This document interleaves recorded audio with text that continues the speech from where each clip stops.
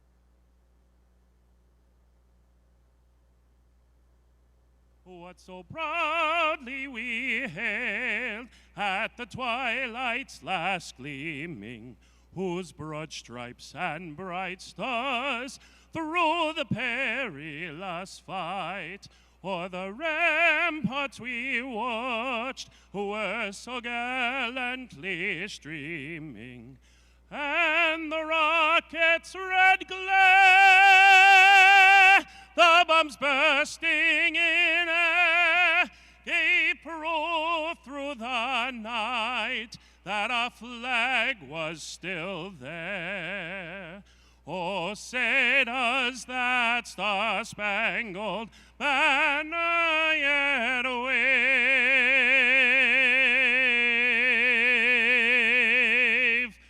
o'er the land of the free and the home of the brave. All right, welcome back to Schneider Arena, a very Rhode Island-centric events. The national anthem sung tonight by the anthem singer for the Boston Bruins, a Warwick native, Todd Angeli, here on hand tonight for this very special event. Frank Carpano, along with Rhode Island Hockey Hall of Famer, the former Brown University women's hockey coach, Digit Murphy, and we're very excited to be here to showcase some of the best talent in Rhode Island high school girls hockey split up into 2 teams tonight. The teams named after Rhode Island Hockey Hall of Famers that we'll be hearing about as this telecast goes on. We're glad that you're with us tonight, either watching us on the air or the game that is being streamed on many different NBC 10 platforms. The 2 teams, we have Team Samini, which is in the white jerseys, and there you see in the blue jerseys, Team Musso. Babe Musso, a Rhode Island Hockey Hall of Famer, and Lou Samini, another Hockey Hall of Famer whose name now graces the white team as we are ready to get underway. Digit, how did these kids get selected for this game tonight? So every school picked five players. So there's 20 players on Team Samini, 20 players on Team Musso, and the coaches actually selected them based on their leadership or their talent. And these coaches really care a lot about their kids. I had the pleasure of talking to most of the coaches and most of the players, went to practices. These players and coaches are committed to the game. They love the game. Frank, it's unbelievable that they have this opportunity. All right, also out on the ice tonight, a couple of officials for the girls' game, Emily Jetson, Mike Nelson. We'll be keeping an eye on things tonight, our netminders. And when has this ever happened? In each net, we have a young lady named Ava. We have for Team Musso, Ava Porta, and for Team Samini, Ava Zappo. So we are ready to go here. The girls, a lot of them playing with other girls for the first time. Some are playing with their teammates, but others are playing with new teammates for this particular game, and that's another great thing that we're bringing these kids together. Although I would imagine as these girls come up through youth hockey that they know everyone who is on their team. They know each other, and with talking with the players, they were so excited that actually they played on a co-op because they got to meet players from all over the state, and I was like, wow, that's an unintended consequence. Awesome consequence. Eliza Baker ready to face this off against Kira Goff.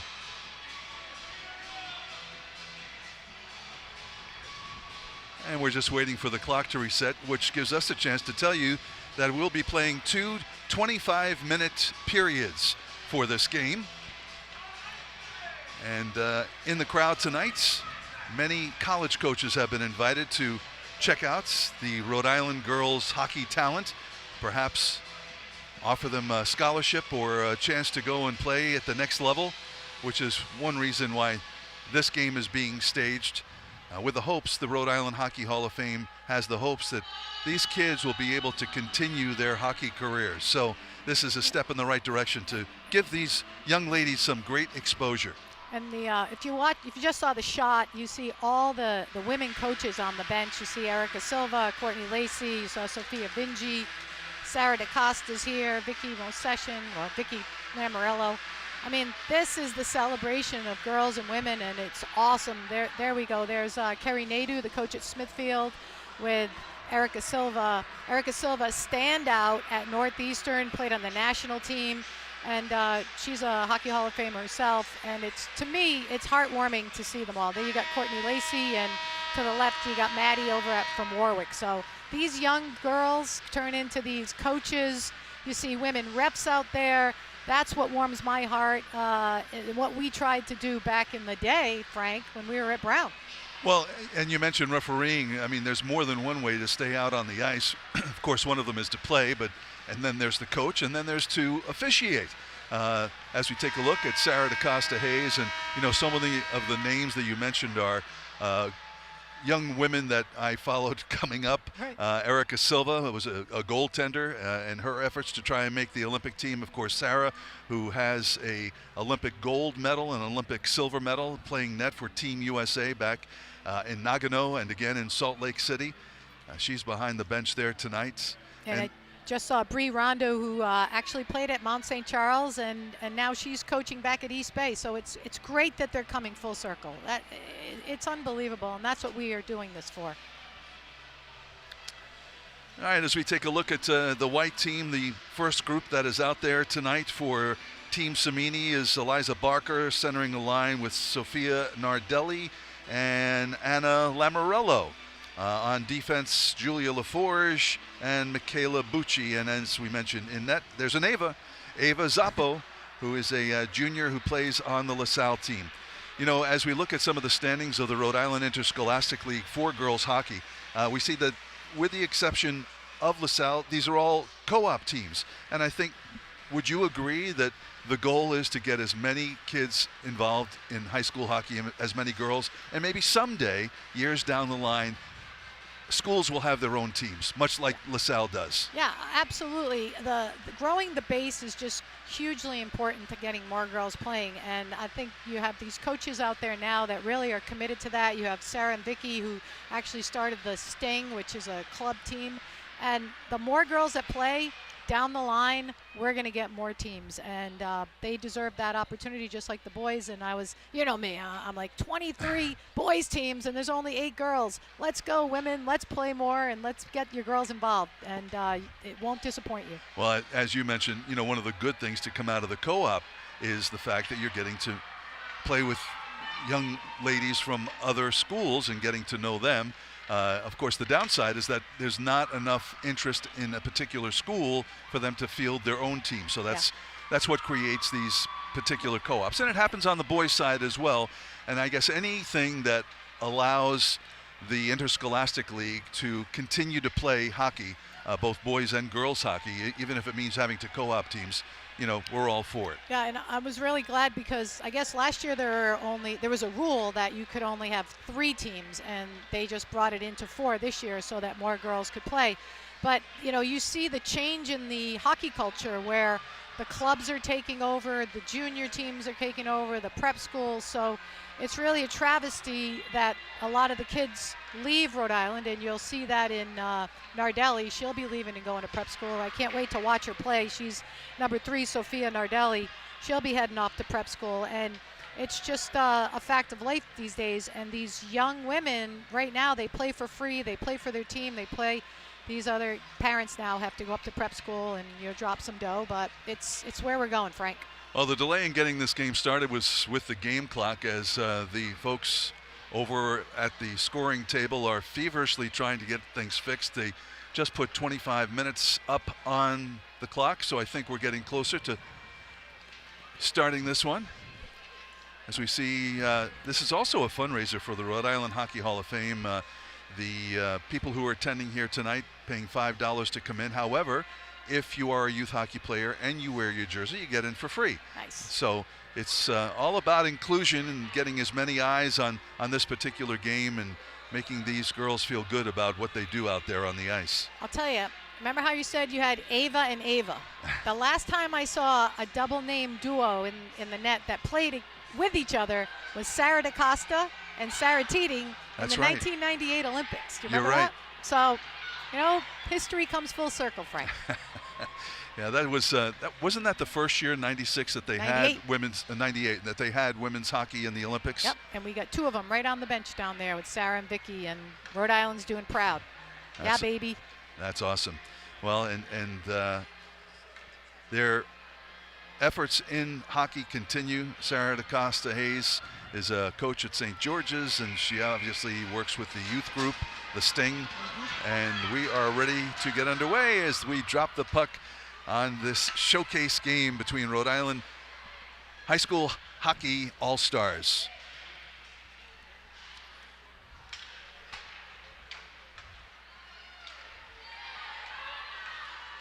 And here we go, back down to the other end comes Team Musso in the corner, battling for the puck.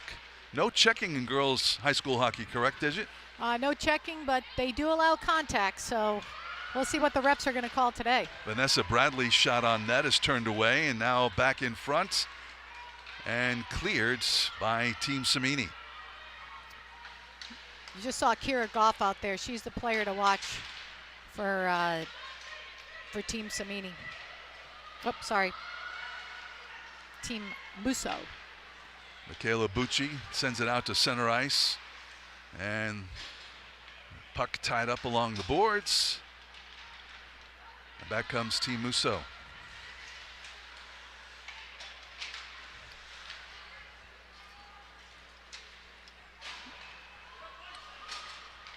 Hannah LeBlanc now up to her teammate Sammy Hahn into the Musso zone and cleared away. All the way down the other end. We'll make it for icing. Nope, And they now waved it Team off. Musso trying to pin Team Samini. The Samini team in whites, Team Musso in blue. Yeah, you'll see the team trying to just get to know each other. These guys haven't played together, so the first period will be a lot of just getting to know each other. Hopefully good passes, and we'll get some great shots on these Avas. Great move along the board by Sammy Hahn, but she gives it up. And back comes Team Musso into the zone. Kinsley Phoenix, and the puck loose in front. Great save by Ava Zappo. Yeah, Coach Sophia Vinci can't say enough about Kinsley Phoenix. She really loves the way she plays, and she's only a freshman. Quick change up now for Team Samini. Puck in the zone, loose puck, and sent back the other way by Maeve Kelly. Maeve Kelly, Red Kelly's granddaughter. Really? Yes. Crazy, huh? Hockey has a lot of connections. traditions here in Rhode Island, Little Rhode. Sure do.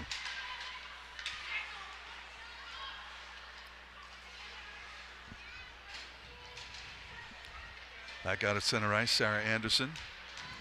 And dumped into the zone by Natalia Anicelli.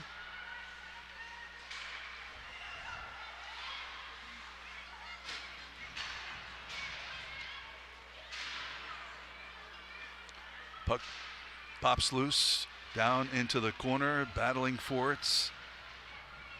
Elsa Iltiris, and back out to center ice. Elsa Iltiris, big banger according to her coaches. Likes to play physical.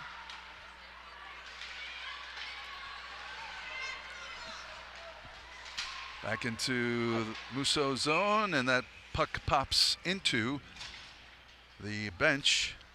And most of the action happening down in Team Samini's zone. I don't think that we've had a shot on net for Team Samini on the Team Musso net. It was We'll funny, see that change. I was talking to Coach McCarthy, and I thought he was going to have the edge. So looks like Courtney Lacey with Team Musso is really coaching him up. So just 8 minutes into this one, first period of 2 here for this showcase game.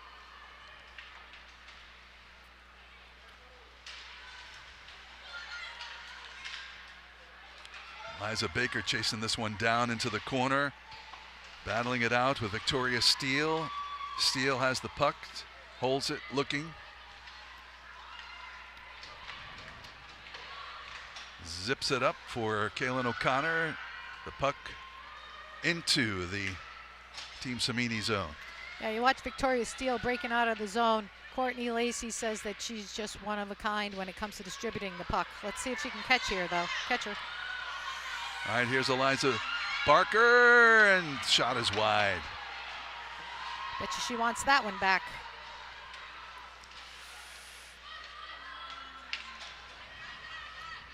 Puck dumped back in as the Samini team changes up here. Now back into the zone, Juliana Bucci, and that puck almost covered up, and they blow the whistle, and the play is dead. So now a change up here with 17:49 in period number 1. Glad you're with us here for the Rhode Island Girls High School showcase game.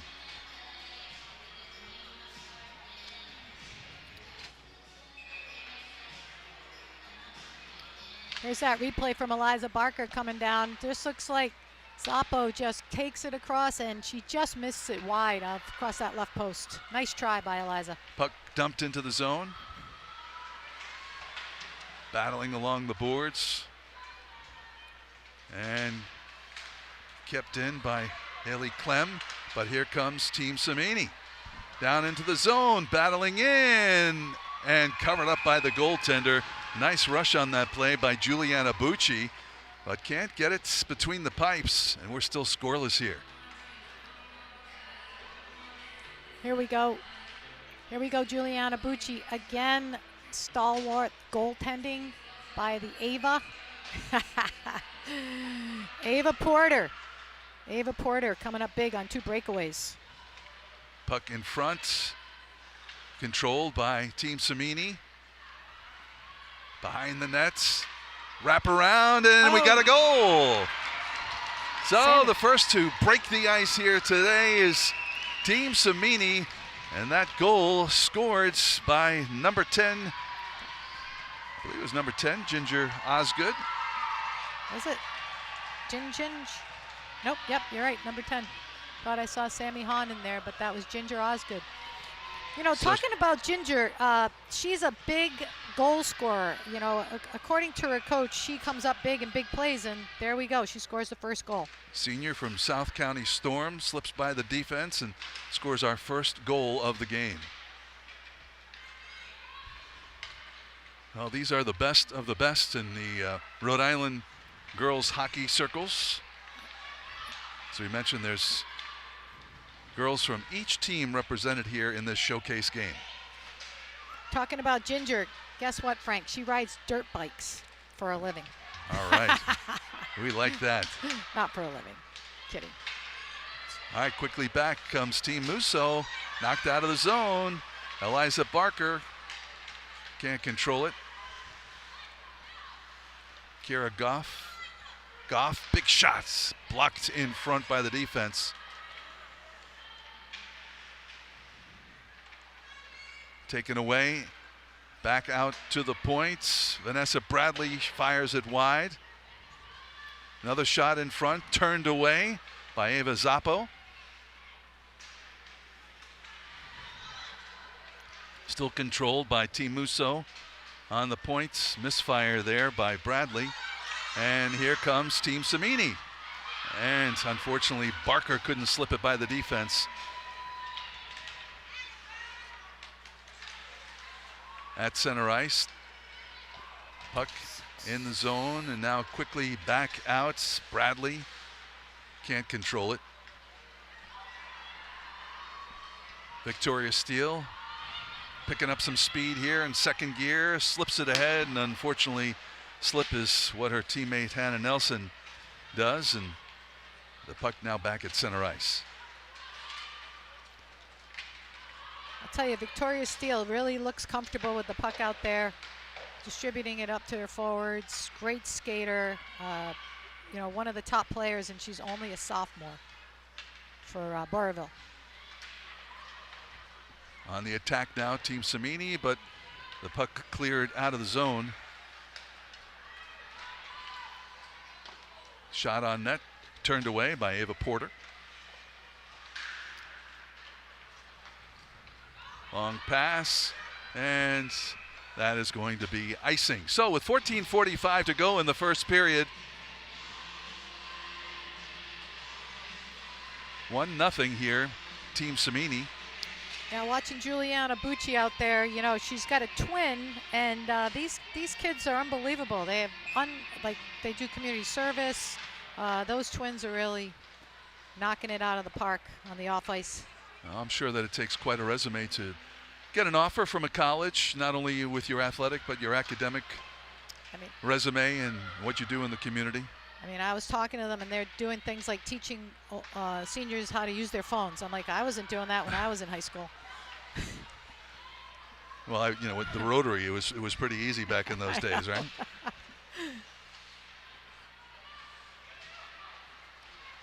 Battling along the boards here in the Musso zone, and coming away with the puck is Ginger Osgood. There's Anna Lamorello out there, number 9, Vicky's daughter. Wants to be a professional tennis player, believe it or not. Huh. Very good at tennis. I was like, wow. A lot of skills these young kids have, I tell you what. Of course, that name very familiar. Exactly. Her grandfather is Lou Lamorello. Yep, Lou Lamorello, GM of the Islanders. Oh, nice job attacking the net by Team Samini, and we're going to take a break here with 13:42 to go. We'll be right back.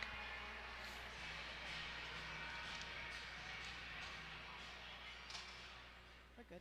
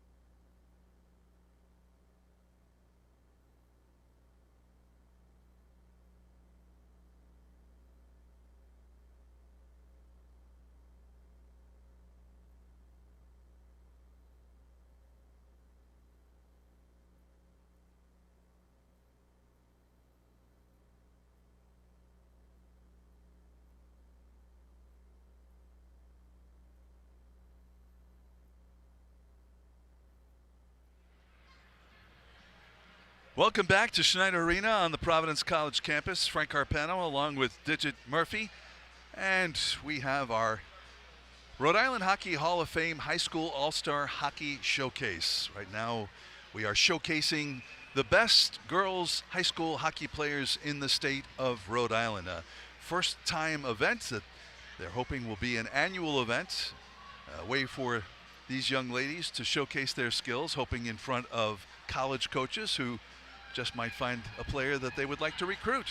I tell you, Vin Cimini cannot be more excited about this, to continue the tradition. And I think I'm looking across the rink here, and I think I do see some college coaches, and they have to get in the rhythm of knowing that this is in existence. So yeah, get it on the schedule every year. Exactly. All right, so we're back underway with Team Cimini leading it 1-0, and now on the attack and into the Musso zone. Down in the corner, and we have a whistle. Play is stopped after Ava Porter makes the stop there. Yeah, I just saw Sammy Hom of the South County Storm. She's one of the Kavanaughs. She's related to the hockey royalty, the Kavanaughs out of Harvard and Warwick. Cousins. It's Rhode Island, you know, it Digit. Is. So it is. There's no 6 degrees of separation in this state. Come on.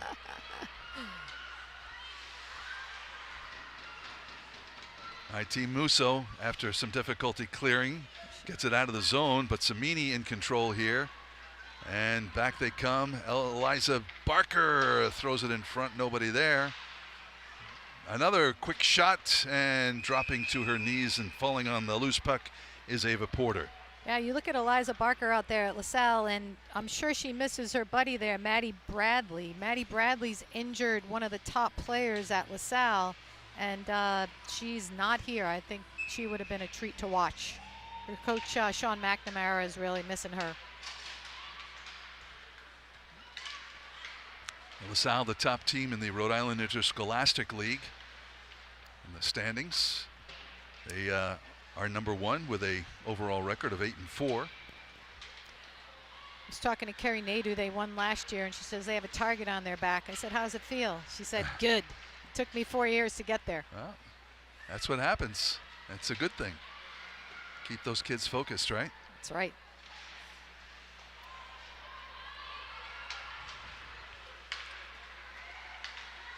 Oh. And we have an offside call here. You know, they got to make those blue lines a little bigger, right? I think it's okay. I always used to kid when I was on the rules committee. I'm like, can't we just make the blue lines bigger so there's less whistles? They would think I was crazy, but hey, keep the game going.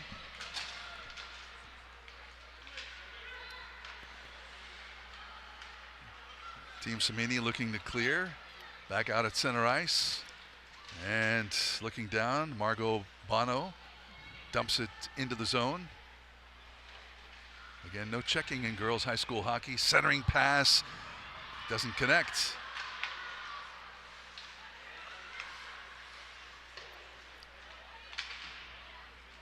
Back into the zone comes Team Cimini, and another pass in front doesn't connect.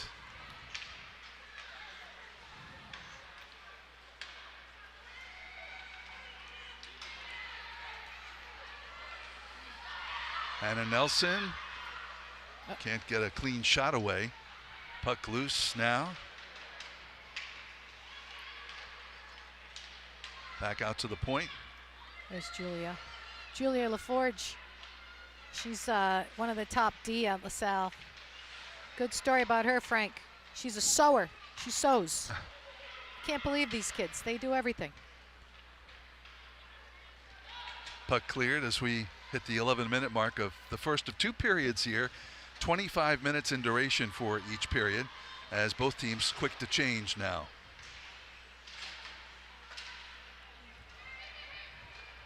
Okay. Eva Bouard chases it down. Good forechecking, and an interception by Team Musso, and the quick shots, and the nice save by Ava Zappo.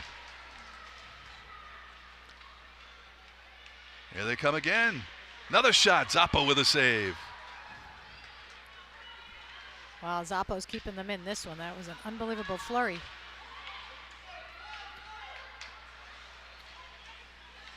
This is Kiera Goff. Can't control it. Loose puck.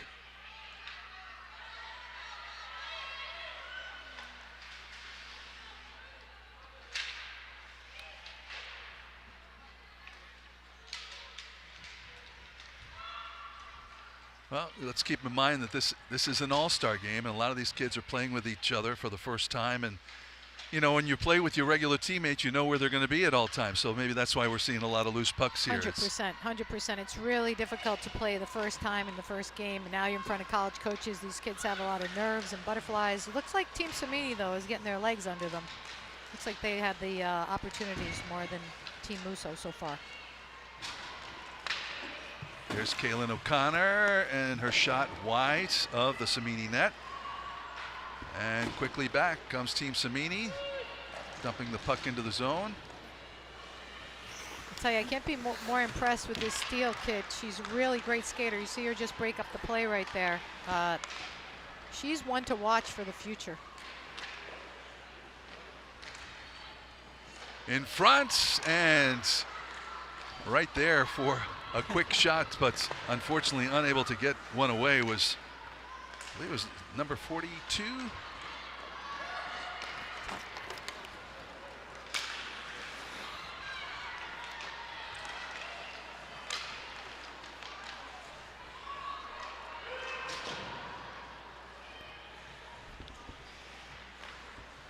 Now, as when you were at Brown and recruiting players like this, did you have opportunities like this to see a large group of all-stars all in one place at one time? Yeah, you know, they had a lot of tournaments in Canada and in Massachusetts, but nothing in Rhode Island to speak of. We actually used to run our own showcase, so the kids of Rhode Island could have it over at Brown. So this is a real treat for, you know, some of the coaches to come down and take a look at these kids, because you get recruiting emails all the time and you can never put eyes on kids, even if it's just to say no and let them move on, you know, or to take them. It's good for these young players to just get the information, right? Well, even if the coaches are not here tonight and don't see them, these kids will have an opportunity to clip the video and maybe send them a little video resume to show them what they can do. It's really important for their future and opportunities in hockey to have that. And without that, they just get passed over. So it's really awesome what you guys at Channel 10 and the Hockey Hall of Fame are doing. So put your college coach recruiter cap on, and what do you look for in these young ladies as they put their skills on display here? Well, I think you saw me like point out Steele. You know, it's her skating, it's her head up, it's, you know, carrying the puck with poise. You know, for me, it was always about puck possession and, you know, could you chew gum and walk at the same time, right? Can you carry the puck, and can you skate, and can you avoid problems, right? And you know, can you shoot? Those are the kind of things that you're looking for, and it's really easy. Your eye gets drawn to the best players. The tough part is finding the little gems where no one can see them. They do the little things right. Liza Barker into the zone. She is moved off the puck, and back comes Team Musso. This is Hannah Nelson. Nelson into the zone. Stops, throws it out, shot wide of the net. Elsa Iltiris moving along the boards, and out comes Eliza Barker. She is broken up.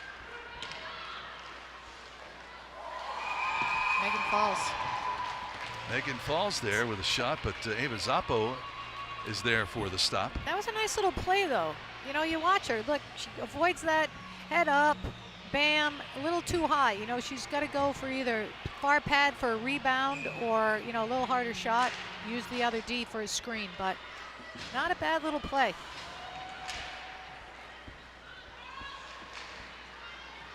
And back to the recruiting, I would imagine, you know, years ago, so many of the girls who came up into the system may have played on boys' teams. There weren't as many opportunities for girls to play with girls until they got to a higher level. You know, we had the best one, Tara Bouncy. What was her background? Player of the Year, boys hockey, and ended up being on the Olympic team. Played at Brown in the 90s. So, you know, I know Sarah DaCosta played on the boys team. Exactly. So this is all great stuff right now. And, you know, you look at someone like Sophia Nardelli, who just had the puck, number 3. She played with boys growing up, and, you know, now she's a force here in this game and in the league. Eva Berard dumps it in the zone, and Team Samini is going to make a change here. Loose puck out to center ice.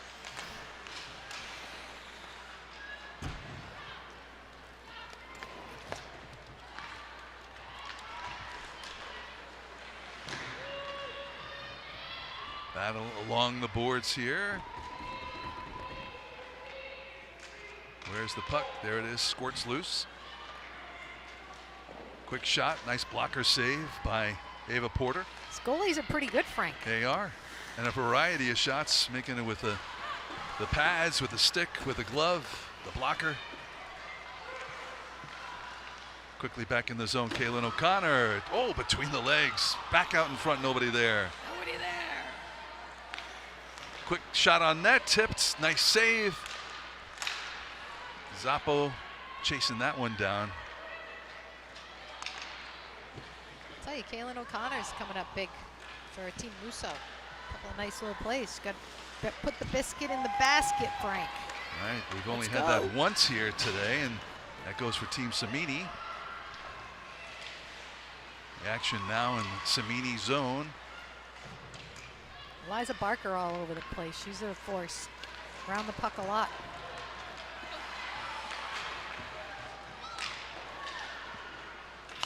Could have been a penalty. I don't see the arm going up. I would have been yelling about that one if I'm on the bench. Little collision between a couple of players. Still Incidental. in the Musso zone, and the puck just bounces wide. It's a little incidental contact, Frank. No harm, no foul. No icing on this play. As the clock ticks down, close to 3 minutes left in the first period of 2. Here at Schneider Arena on the Providence College campus. 2:25. It's a nice time. You do that a lot in camps and showcases. I think it's a good choice. Don't have to do the ice as much. Gives you more playing time. Exactly. There's a couple of goaltenders on each team, so we'll see a change of that likely in this second period, as now Team Musso on the attack. And right in on goal, and the nice save, and the defense takes it away. Nice rush there by Kira Goff. Wow, that was right on the doorstep, just waiting to be banged into that net. In front now, down the other end. Trying to keep it in. Team Samini.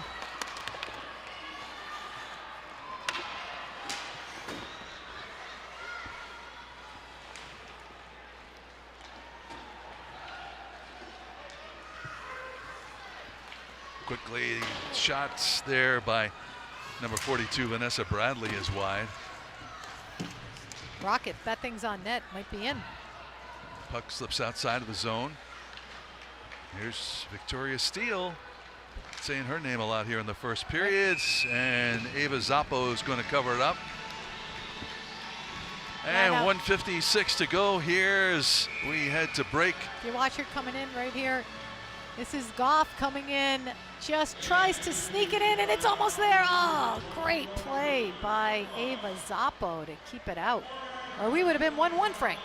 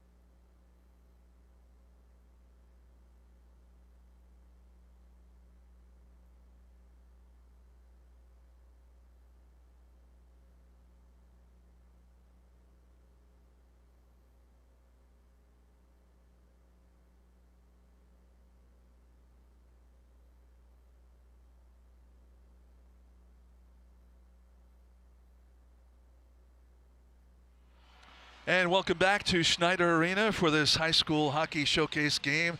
Some of the girls, best girls high school hockey players in the state of Rhode Island, with the exception of one who couldn't get on the ice tonight, and she's standing by now with NBC 10's Kevin Moore. Kevin?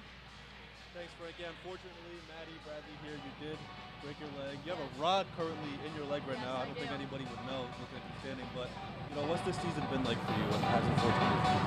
This season's been pretty challenging. I mean, coming back after losing the championship last season, there's definitely a target on our backs, but I think that we're going to be able to push through and really come through the season. But you are a junior, and you'll be back. Yes. And you'll be back actually earlier than next hockey season. Yes, I will. You're going to be playing softball for the Rams? Yes, I will. I'm very excited about that. I'm glad that I'm able to still play softball, but unfortunately, my hockey season is over for now. But I will be back next year, and I'm really excited for that. And we'll see you in this game, right? Yes. All right. Sounds good. Thank you, Maddie. We'll send it back up to you, Frank. All right, thank you very much, Kevin. Best of luck to Maddie in her recovery. And hopefully next year when this game comes around, we'll get to see her here. She is a junior at LaSalle Academy. Has a quick shot on Team Musso's nets. And Ava Porter covers it up, and we'll have a face-off coming up here with 1:22 to go in the first of two periods here at PC's Schneider Arena. Frank Carpano along with Digit Murphy. Yeah, I just saw Sophia Nardelli rip that shot. She's starting to get her feet under her. She's one of the players to watch, number 3 for Team Samini. Quick shot again, bouncing around, and it's going to be covered up again by Ava Porter. The Avas are the difference right now. Yeah, they have definitely been the stars of this first period here. Just one goal getting by Team Musso. Back out on the points. Shot in front, and the puck flies over the Team Musso net. Looks like they're double shifting Eliza Barker. She's crushing it out there. She's always out there. Number 17 for Team Samini, carrying it. She's a big, strong center out of LaSalle. Coach Sean McNamara has big things to say, but she's got big shoes to fill with Maddie Bradley out on the bench. So she's carrying the water, baby. She's carrying the water. All right. Well, we've got some nice features coming up between periods for you to see, and we hope you'll stick with us for that, and then the second period of this game. Under a minute to go.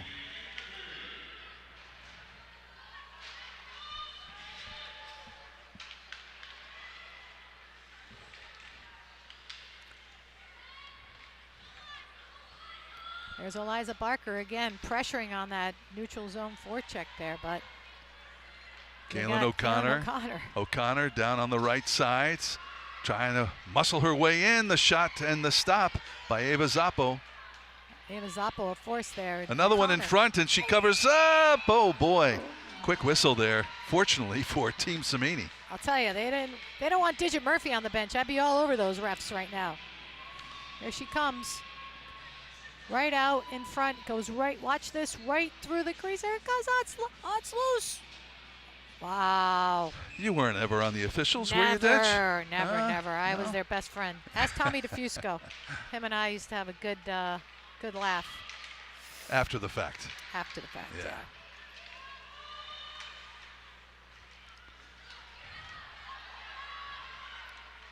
Final seconds, one more rush here for Team Musso as they try and get even.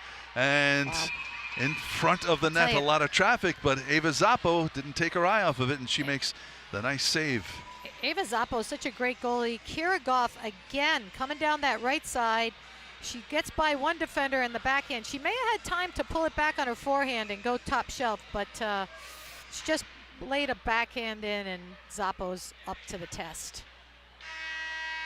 All right, there is the horn signaling the end of the first period of play here. Good crowd on hand tonight. A lot of family and friends, and we're hoping some college recruiters on hand to watch these young ladies do their thing.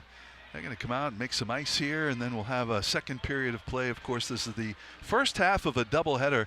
The boys, All-Stars, will have their game coming up after this. And during tonight's intermission, we're going to have some special guest to speak with, some features, tell you a little bit more about the Rhode Island Hockey Hall of Fame. But right now, Kevin Moore is standing by with the coach of Team Musso, actually Team Samini, Tom McCarthy. Go ahead, Kevin. Thanks, Frank.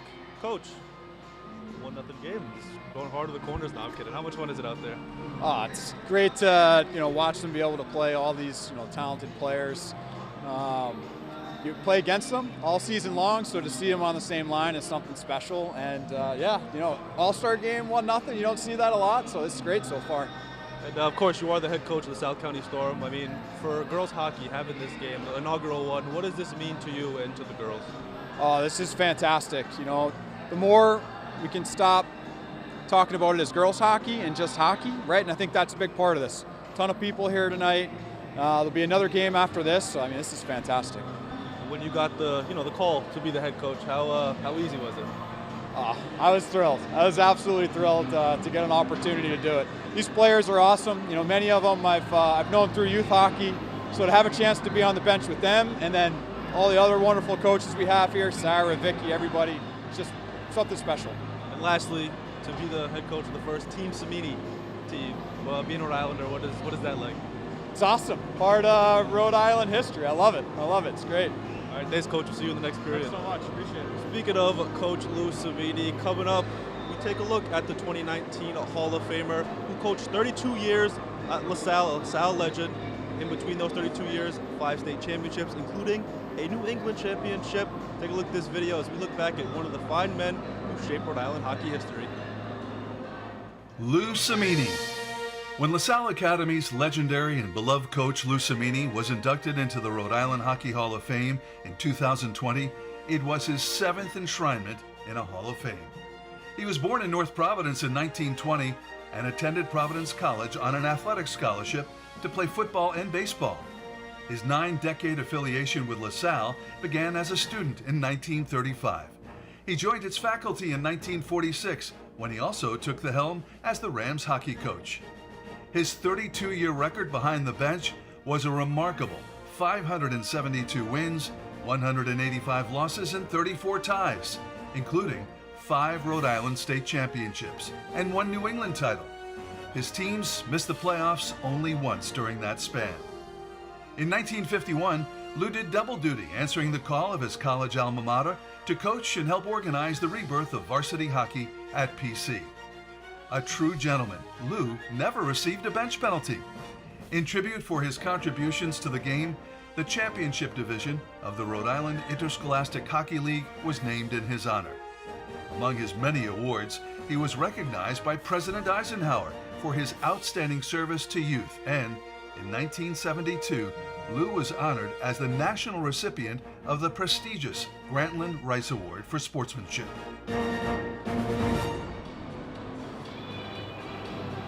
A true Rhode Island hockey legend. Coming up, we talk to another one, Sarah DeCosta Hayes, in just 120 seconds.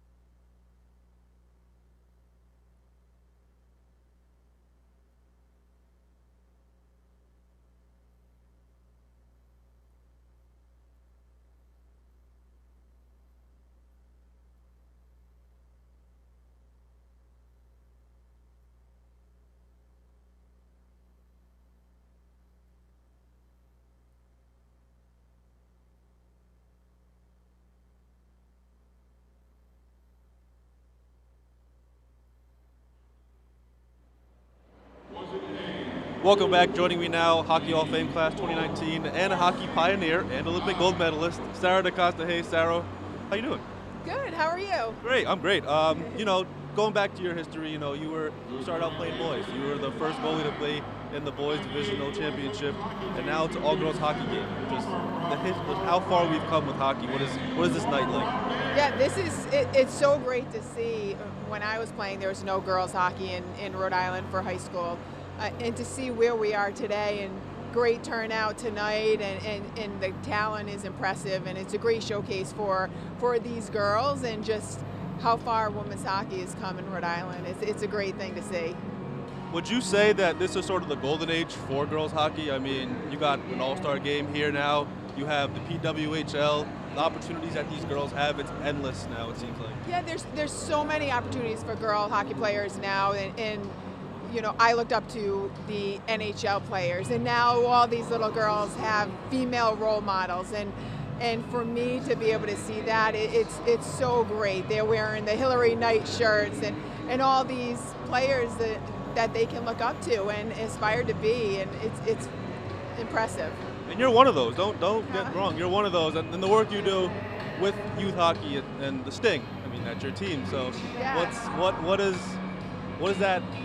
How did that come about? And just teaching those girls every day. What is that like?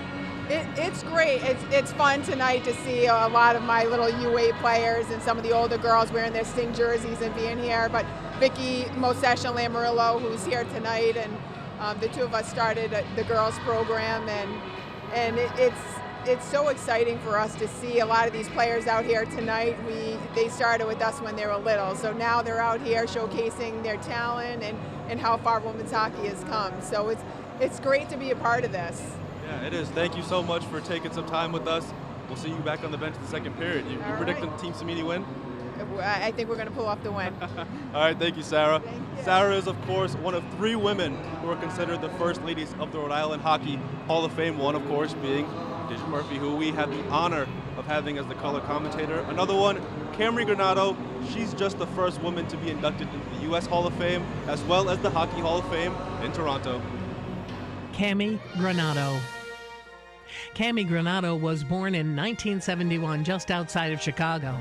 She played on all boys teams until enrolling at Providence College, where she captured 4 consecutive ECAC Women's Player of the Year titles. Cammy was a founding member of the U.S. Women's National Team and went on to become their all-time leading scorer. In 1996, she was named USA's Women's Player of the Year and captain of the women's team for the 1998 Winter Olympic Games, where Cammy, along with Sarah DaCosta and Vicky Mosesha, captured Olympic gold. Cammy concluded her career as the all-time leading scorer in women's international play.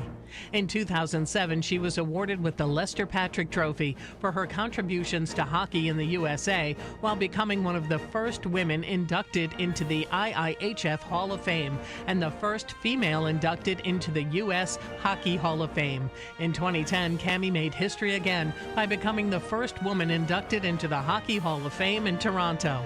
She now serves as assistant GM of the NHL's Vancouver Canucks. Sarah DaCosta. Sarah DaCosta was born in Warwick. She starred in goal for the boys hockey team at Tollgate High School, twice being named the team's MVP, while becoming the first girl to play in the league's championship division. In 1996, Sarah enrolled at Providence College, racking up an incredible career and numerous league honors. 1996 also marked Sarah's first appearance with the U.S. national team. Sarah was a 2-time Olympian, winning gold in 1998 and silver in 2002. She was twice honored as USA Hockey's Women's Player of the Year. She went 11-1-1 while giving up just 2 goals in the 2001 World Championships. In 2012, she and fellow Friar 1998 Olympian Vicky Mosesha Lamariello founded the all-girls Rhode Island Sting Youth Hockey Organization. She was enshrined in the Rhode Island Hockey Hall of Fame in 2018. Digit Murphy. Margaret Digitio Digit Murphy grew up in Cranston, playing for the Cranston Panthers, Rhode Island's first all-girls hockey team. She graduated from Cranston High School East and Cornell University, where she earned all Ivy honors in each of her 4 years. Digit took the helm of Brown University's women's hockey team in 1989. Over her tenure, she became, at the time, the winningest coach in Division I women's hockey history, while leading the Lady Bears to 3 national championship appearances. She was a member of the 1998 Olympic Selection Committee and coached several U.S. national women's teams. During the 1998 Olympic Games, Digit became the first American female color analyst for a women's hockey game broadcast on television. In 2001, Murphy co-founded Rhode Island's first elite girls hockey program. Digit later led the Boston Blades to 2 Canadian Women's Hockey League championships and became the only female ever to win the league's Coach of the Year award. Digit is co-founder of the Play It Forward Sport Foundation, which works towards gender equity at all levels of women's sports. Digit became an honored member of the Rhode Island Hockey Hall of Fame in 2019. Coming up, we take a trip to Burrowville to take a look at the legacy of Babe Musso.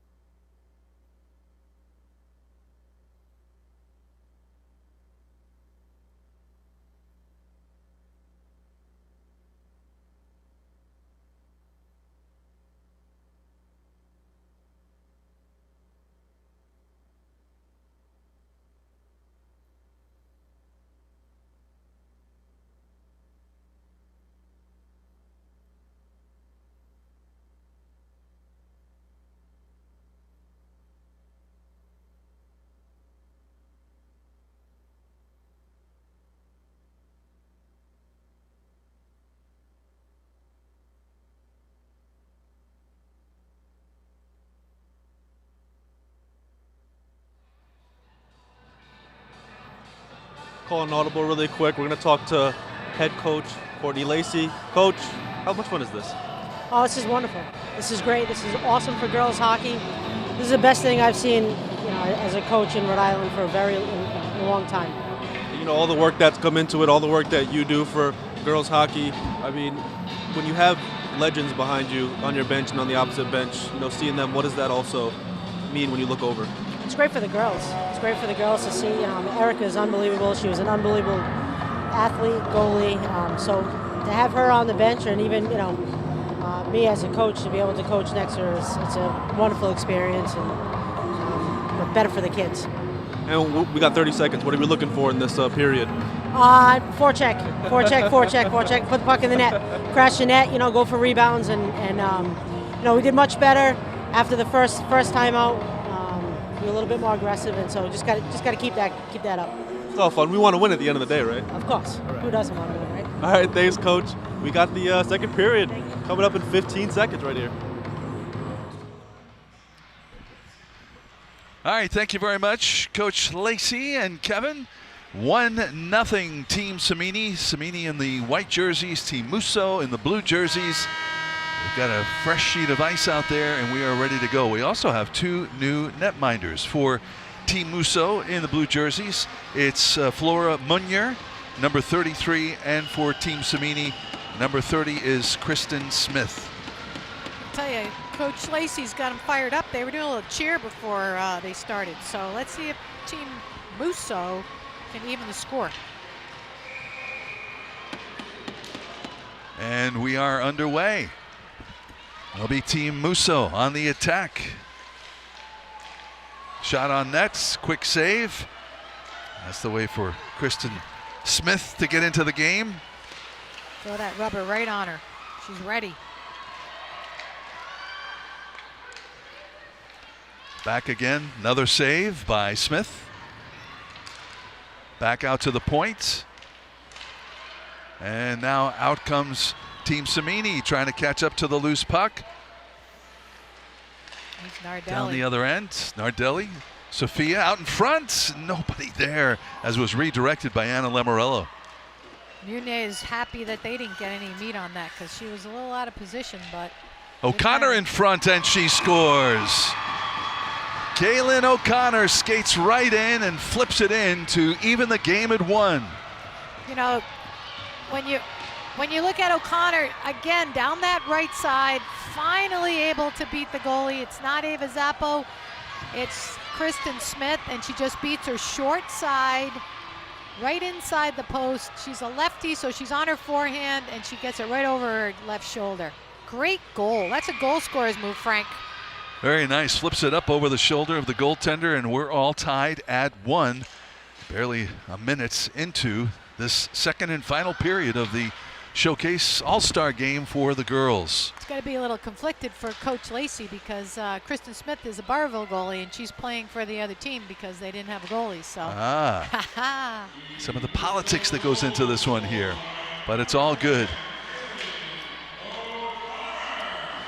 And we haven't had a penalty called here tonight. Perhaps I would have called a couple. Yeah. They put the whistles away.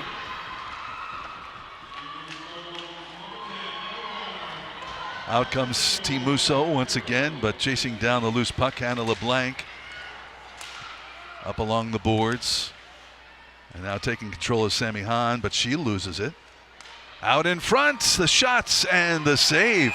Nice shot there right from in front by number 26, Ayla Paley, but the goaltender, Kristen Smith, was equal to the task in making the stop. If you watch Kristen Smith, she gets right out on her angle. That's what makes her not be, she's coming up, she gets in and right into her bread basket. I'm sure that she wanted that one back. Ayla Paley. Wish she had another swipe at that one, Frank. And we have an offside call. Yeah, as you saw Kristen Smith come from her right goal, try to get right up top of that paint. That's what made that play happen. So Kristen Smith getting into it. Yep. Take another look at that goal from a different angle. Yeah, watch O'Connor really does a great job lifting it right over Kristen Smith's left shoulder. I'm sure she's not going to want to see this replay over and over. And back into the Samini zone. Picked up there by Maeve Kelly. Kelly reverses around the other side. Finally cleared. Maeve Kelly out there with Addison Whittet. Dad's the coach at Brown. Also one of the future business leaders. There's Addison going back to get in, and it's an ice. So you're the coach in either one of these locker rooms during the intermission. For an all-star game, what are you saying to the kids? Win. I don't stop. It could be an all-star game. It could be a Mighty Mike game. When we're coaching, we're winning. Shoot the puck, shoot the puck, shoot the puck. Possess the puck, possess the puck. And, you know, just get that energy rocking and rolling, get your feet out, you know, and skate. Here's Julia LaForge. I'll tell you, Frank, very impressed with her as a player. Joining the rush right now. She's one to watch. Great skater. Victoria Steele maneuvering her way down into the Samini zone, and the shot goes just wide. Got to step in front of her. Yeah, you do. She's got some good wheels. All right, here we go. A little breakaway for Eliza Barker. Barker can't get it by the netminder, Flora Munier. Flora gave me a funny stat. She said, Frank, she had as many minutes played as shots on net. That's how many shots she's had to stop this year. Wow. Yeah, that's a lot. It's a shot a minute. Great stop as her teammates now giving her a little tap for that save. There she is, Eliza Barker coming in just, and you know, you look at Flora, she just stays with it. She doesn't bite, and Eliza could not put it short side by her. Good job by Flora Meunier. Gail O'Connor dumps it out to center ice. Loose puck. And back comes Sammy Hahn. Hahn down the right side, tries to fire, but it's wide. Now tipping it is Kaylin O'Connor. Can't clear. Into the zone, and the shot's just wide. You saw Sophia Nardelli there, like really start to get her hands going. This is one of the biggest attributes she has. She has quick hands, and her coaches can't say enough. Matt over at Cranston East, her coach, can't say enough about Sophia. She's going to miss her next year when she goes to prep school. O'Connor now. Nice move over to the right side. Puts it on the forehand and flips it wide, but in front, chasing that one down is Ayla Paley. Couldn't get control of it to fire a second shot. And now the puck bounces into the corner. Kaylin O'Connor doing a great job keeping the puck in and being a presence. You know, we speak to these coaches ahead of time as we have an offside call, I believe. Actually, no, an icing call. And we're talking to the coaches before the game a couple days before, and we're saying, okay, you know, what's this about? Is this about winning or just giving the kids some exposure? Oh, it's about exposure. Yeah. Oh, yeah. Yeah, oh, but yeah. once you get on the ice there and you've got the game plan in front of you, want to win that game. Yeah, you do. And the competitive juice is flowing. You just saw the coach. You saw Tom McCarthy. He's the assistant coach over at Salve on the men's side.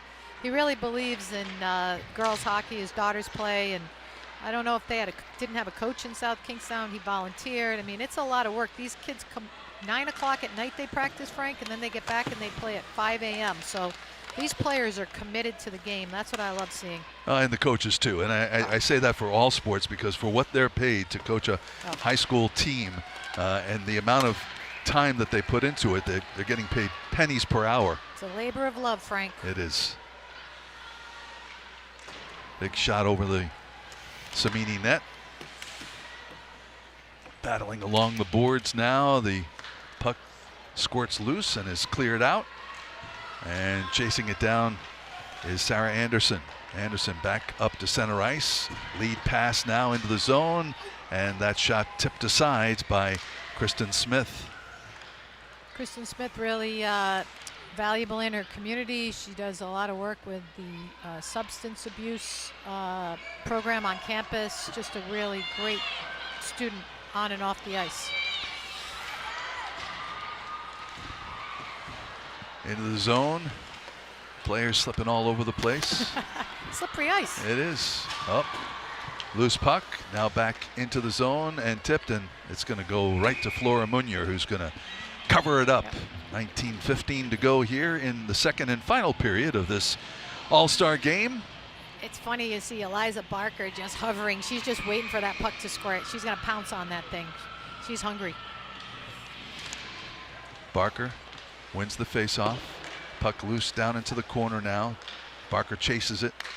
Looking, trying to center, and it's flipped out to center ice. He was caught cheating in and got out of the zone.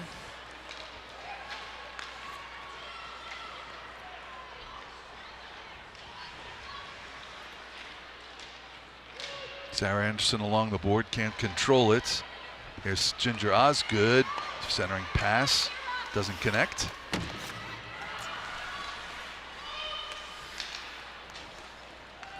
Barker trying to keep it in right on that blue line. It's centering in front, and that one's tipped away by the goaltender.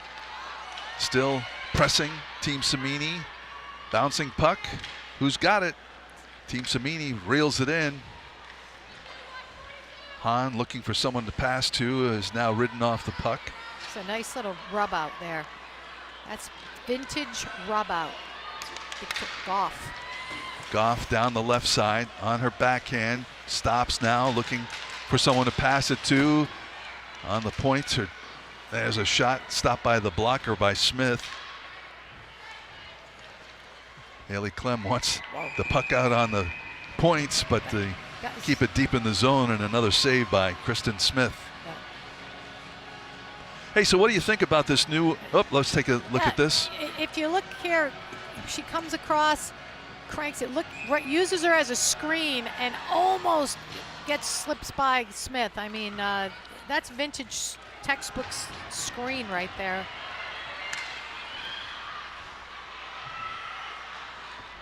That was Alia Pally.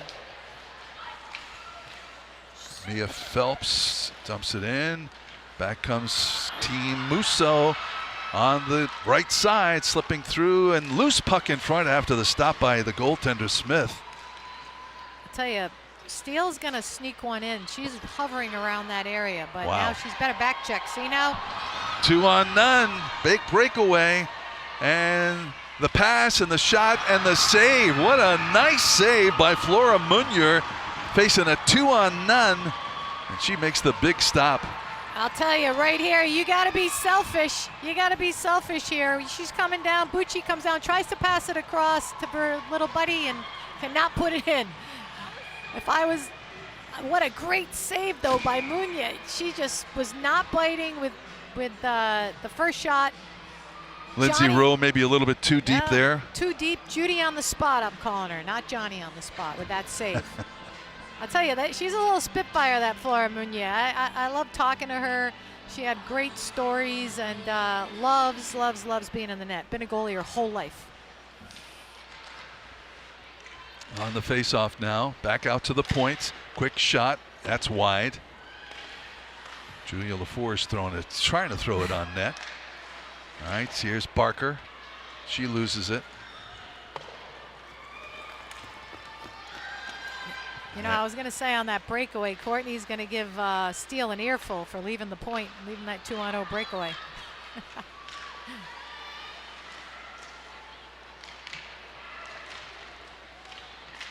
Loose puck in front. Who's got it? That's Sophia Nardelli, who's really dominating with the puck on her stick there. Nardelli battling along the boards. And out comes Kaylin O'Connor. She can't clear it. Still in the zone. Eliza Barker breaking things up. Back on the point. The shot goes over the nets. That went off the stick of Julia LaForge. Nice shot. Just keep it low and use it for a screen. That's in. You know, it's funny talking about Sophia Nardelli. Courtney Lacey's squad doing a good job not giving her a lot of space, because it looks like she could run the table with a little space. She comes again. Quick change of the lines here as Team Samini getting deep into the zone. Hahn loses it. Kira Goff back behind her own net. Looking, stops. Dumps it off.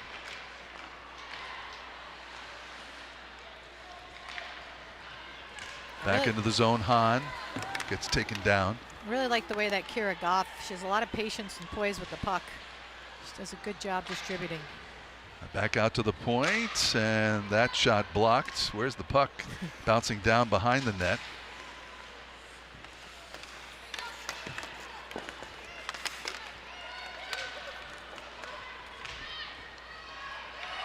All right, here comes Team Musso. Down into the zone, Emily Russo, and that shot tipped away. She had a defenseman on her.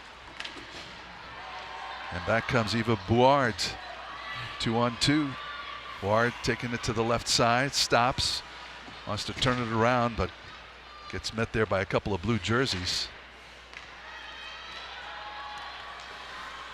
I'll tell you, if 23 drove net there, she would have giving her something to pass to. Ayla Paley loses the puck. Still bouncing around now.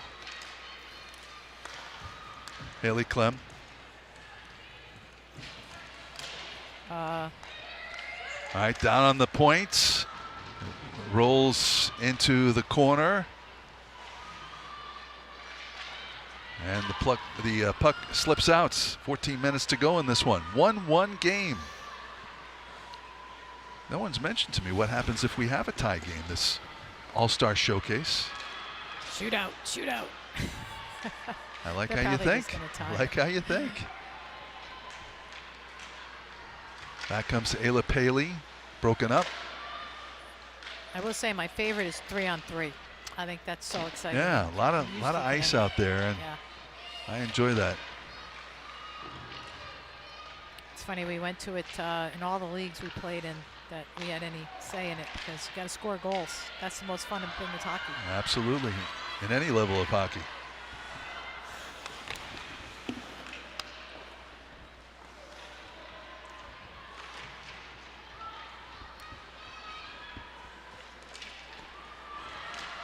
Nice move in the zone for Hannah Nelson. Nelson now through center ice and into the Samini zone. Great play by Addison Whitted. Knock it off her stick. Make Daddy proud, the Brown coach. Said he got her into it. Pushed her to be into the hockey. Well, it's hard when it's already in the house, right? That's right.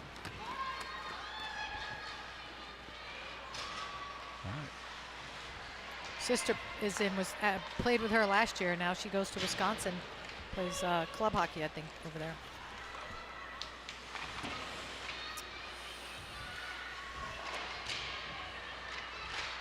A lot of good programs with club hockey too, Frank. A lot of people don't realize. PC has one here. Yep. Loose puck stays in the zone. Quick shot, and that's wide. It's a Buddy Victoria's steal.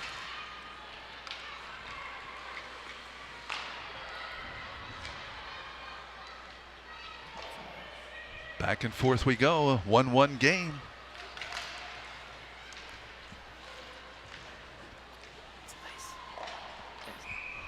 And we have icing with 11:50 to go here in second and final periods. Nice crowd on hand for the girls' game that is followed by a boys' all-star game. Yeah, it's so nice to see the fans out to support their girls. So many times you played, we used to call it the comp crowd, you know, just your parents, and the whole place is empty. So it's nice to see some people out. This is the first year of what they're hoping is an annual event that they hope to build on, not only with fans, but also with recruiters, college recruiters. They sent out a lot of letters letting the college recruiters, coaches know that this thing was happening tonight. And with any luck, we've got some here tonight, and we'll have more as this event grows. Well, it takes allies, right, and supporters of the mission, and that's what Vince Amiti and the Hockey Hall of Fame are. I mean, they are just super excited about the history of Rhode Island hockey, and can't say enough about those guys. Kira Goff in front, gets turned away. Great save by Smith. I feel like it's the Kira Goff versus Eliza Barker show, right? Mm-hmm.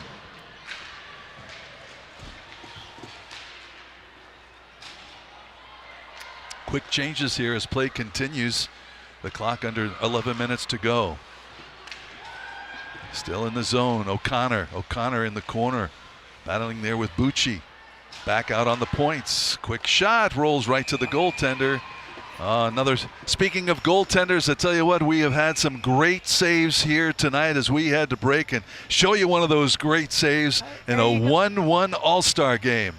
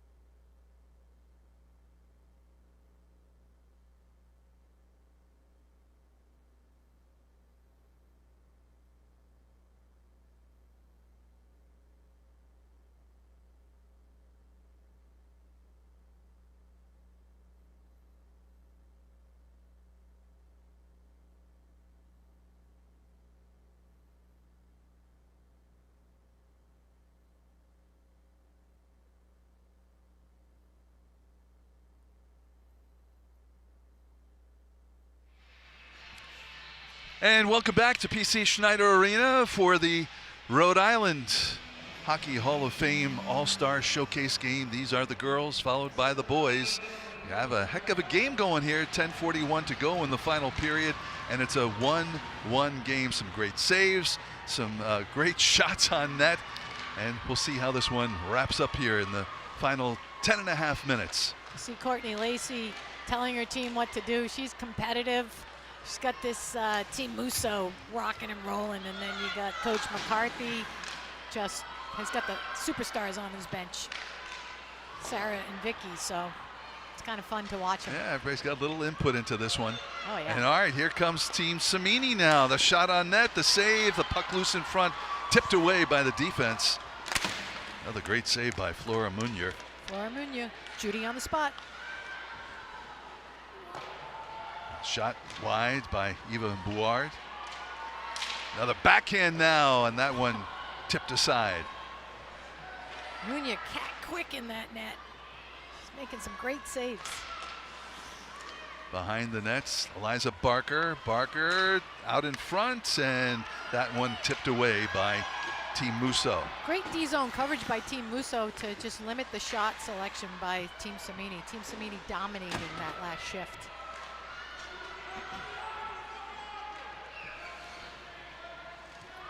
Quick change by both teams. And the puck cleared out to center ice. Vanessa Bradley circling around. Nice deke into the zone. Looking down on the backhand. And the save by Kristen Smith. Kristen Smith, you know, she ran out of room there, and she's on her backhand. Maybe she tries to pull it back and go up top. We know that Kristen Smith can stop the puck on the ground. She was scored over her shoulder. You got to test her high. Both of these goalies, you got to go high if you're going to score or screen.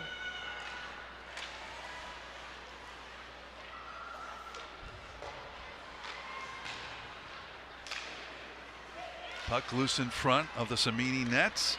Finally skated away and out. Along the boards now, right in front of the Samini bench. And picked away there by Natalia Anicelli. Natalia is also a tennis player. Kinsley Phoenix. Twin, she's a twin.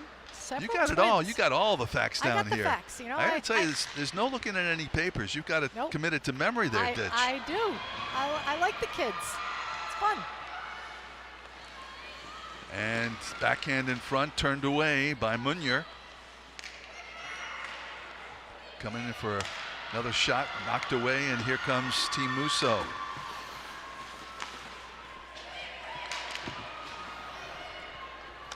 The other thing that struck me with all these guys is they play 3 sports now. A lot of them, and it's well, and that's good, don't you? impressive. I mean, as much as you like them to play hockey year-round, but to get a well-rounded education, both athletically and academically, I think is important. It really is, and you can do it at the high school level with these public schools and these co-ops. So it's 6 and 1, half dozen the other. Do you want to go to college and play D3, or do you want a well-rounded experience and play club hockey? It's up to the family and the individual. All right, back comes Team Musso down the right side, and in front it was Kara Goff who just couldn't get away from the defenseman. Yeah, she ran out of room there on the side. She's a righty, O'Connor, she came in, she pulled it to her forehand, and that's how she beat Smith. Goff's going to have to try a different move or come down this side, the left side. Loose puck, and back comes your friend Victoria Steele. Shot is wide on the back of the net now. Knocked loose off the netting. Victoria Steele got a back check. She's a D. Or maybe Courtney has her as a secret weapon, trying to score. Bucci.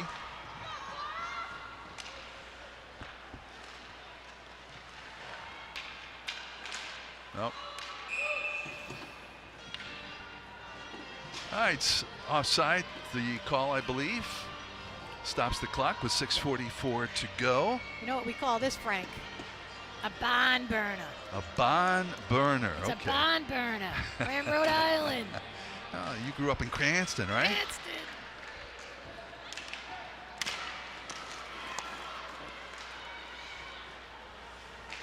So Samini clears the zone and back on the attack. In front, the shots, and that one is tied up. Nice little shot there by Anna Lamorello, set up by Eliza Barker, but really couldn't get any steam on that one, and it's stopped by Flora Munier. Well, the tough part about that is no one knows this, but I guess everyone does. She has a broken hand, Anna Lamorello, and she could just push it to the net. You put that up high, Flora's got no chance. So that's what happens when you're injured, but good for her being out here. She's tough as nails like her mom. Well, I wonder, you know, this game meant a lot to her. I don't know if she's playing her regular season games, but I'm sure she wanted to be out here with all of the best girl high school hockey players in the state of Rhode Island. I'm sure her grandfather wouldn't let it down if she just let a broken arm hurt. Lou Lamorello, the GM of the Islanders, it's like, Anna, get in there. Well, he's a legend. I'll say. So many historic championships at Providence College. He was with the Devils. Toronto. He was at the Devils. Won Stanley Cups with the Devils. He's unbelievable. He was the one who made it possible for me to have my first play-by-play job. When I first started at Channel 10, Lou was the athletic director and hockey coach at PC. Asked me to dinner and said, "What do you want to do?" I said, "I'd like to do hockey play-by-play." Cool. Next year I was doing it. So cool. You got to do that for the girls next.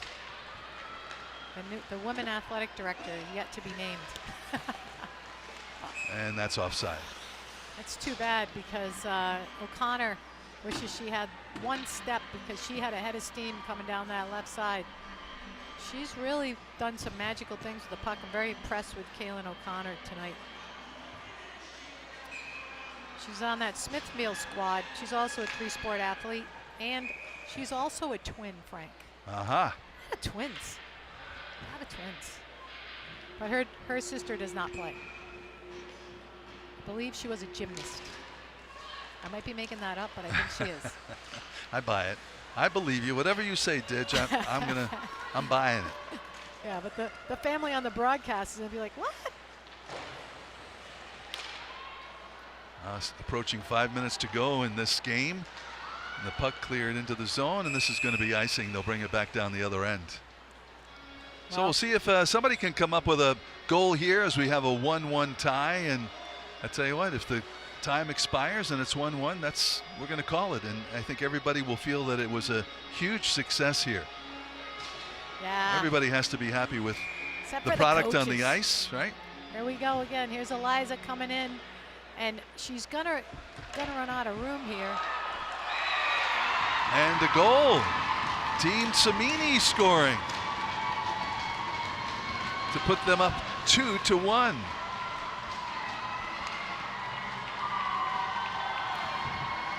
And we'll need to take another look at this one here to see how this one got between the pipes.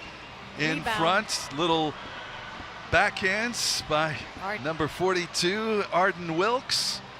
There it is. You know, you look at that and you can't, as a defender, you cannot leave your cover open right there. She's wide open as a tap in. Flora does a great job stopping the first one, but she couldn't stop the second one, and now we got Team Samini up 2-1. Courtney, I want to see her at some point pulling that goalie, Frank. I was going to ask whether, you know, that's going to happen here tonight. An all-star game, the showcase game. Do you pull the goaltender? Absolutely. And when do you do that? We're with like 4.5 minutes to go right now. As a stop again by Munier in front, nobody there, and here comes Team Munier back. Not too early. You gotta wait. Kinsley Phoenix stops, gets picked. Now almost a 3-on-1 developing, and breaking in all alone. Team Samini, the shot, and another goal. So a little breakdown in the defense for Team Musso, and that allows Team Samini to slip in, and Eliza Barker on the backhand scores the third goal of the game for Team Samini. Yeah, I think that that was number 12, Sammy Hahn, that was right on the Julie on the spot there. She's coming down on a breakaway because they did not pick anyone up. They left the blue line wide open, and she just used her wheels to get a breakaway. And Sammy Hahn, hockey royalty, Kavanaugh family, scores that goal. Good job, Sammy. How quickly things change in just a minute. Now we had a 1-1 game and now a 2-goal bulge for Team Samini over Team Musso. So some desperation now in the play of Team Musso as they try and get one on the board here with under 4 minutes to go. Yeah, now you're thinking of. There we go, shot from the point. That one is wide. Now you're thinking of pulling, Frank. You got to do it. Got to score 2 to tie. Load him up, I say. Load him up. Lindsay Rowe clears it. Will that make it down for icing? And it will. All right, 3:33 to go as send out some fresh players for Team Musso. Timeout, pull the goalie. Let's go, Court. She's playing all-star hockey, Frank. Down by 2, Court. Let's go. Right? Yeah, I'd like to see how the kids do with the extra skater out there.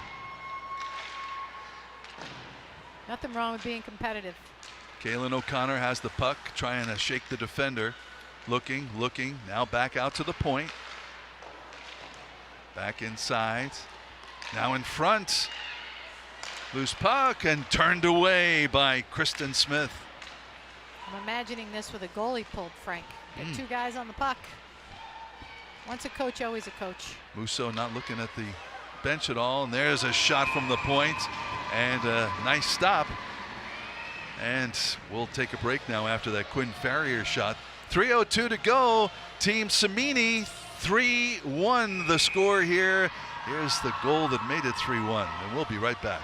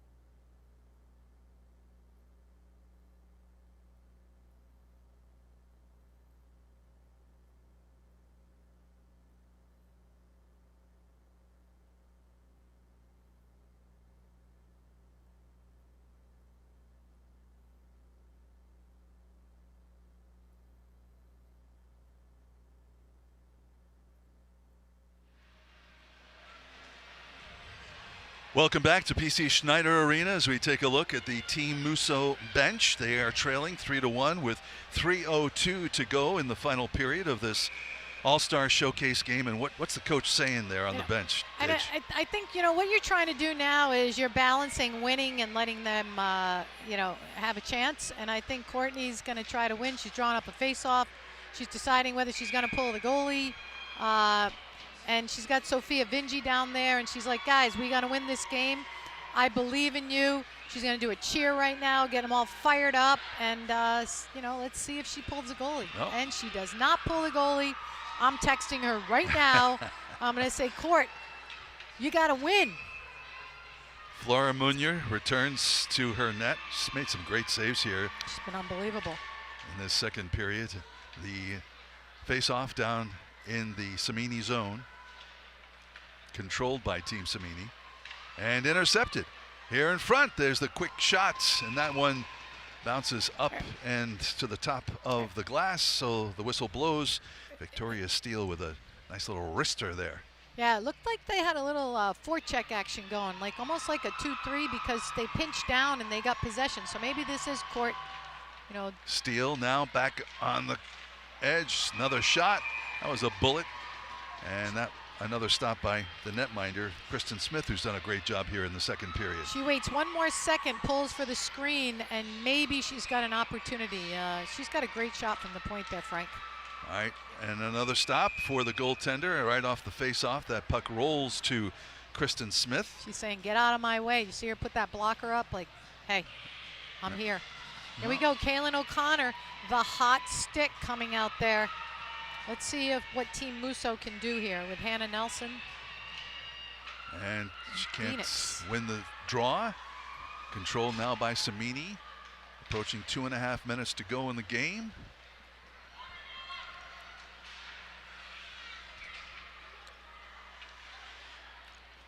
Team Samini just dumping it out to center ice, chasing it down. Juliana Bucci can't get to it. Back into the Team Samini zone. Oop. Loose puck. O'Connor trying to get loose. Can't control it along the boards. Wants to center it. Now she's got it. And little backhand off the blocker. That was a great spot. She just hit the poster right outside. That was a great idea. Got to go high on Smith if you want to score some goals here. Kaylin O'Connor taking on the team by herself in the corner. And the puck jumps out as Victoria Steele, the defenseman, came up to try and keep it in, and she has to rush back to get into place. Now 1:30 to go. And the shot in front is blocked by the defense. Steele doing a little bit of everything out here tonight. Yeah, she is. Great pass, too. And here we go. Hannah Nelson. Nelson worked, but can't stay on her skates. It almost went in. Here comes Team Samini. Loose puck. Barker knocked away, still has control, and a minute to go in the game.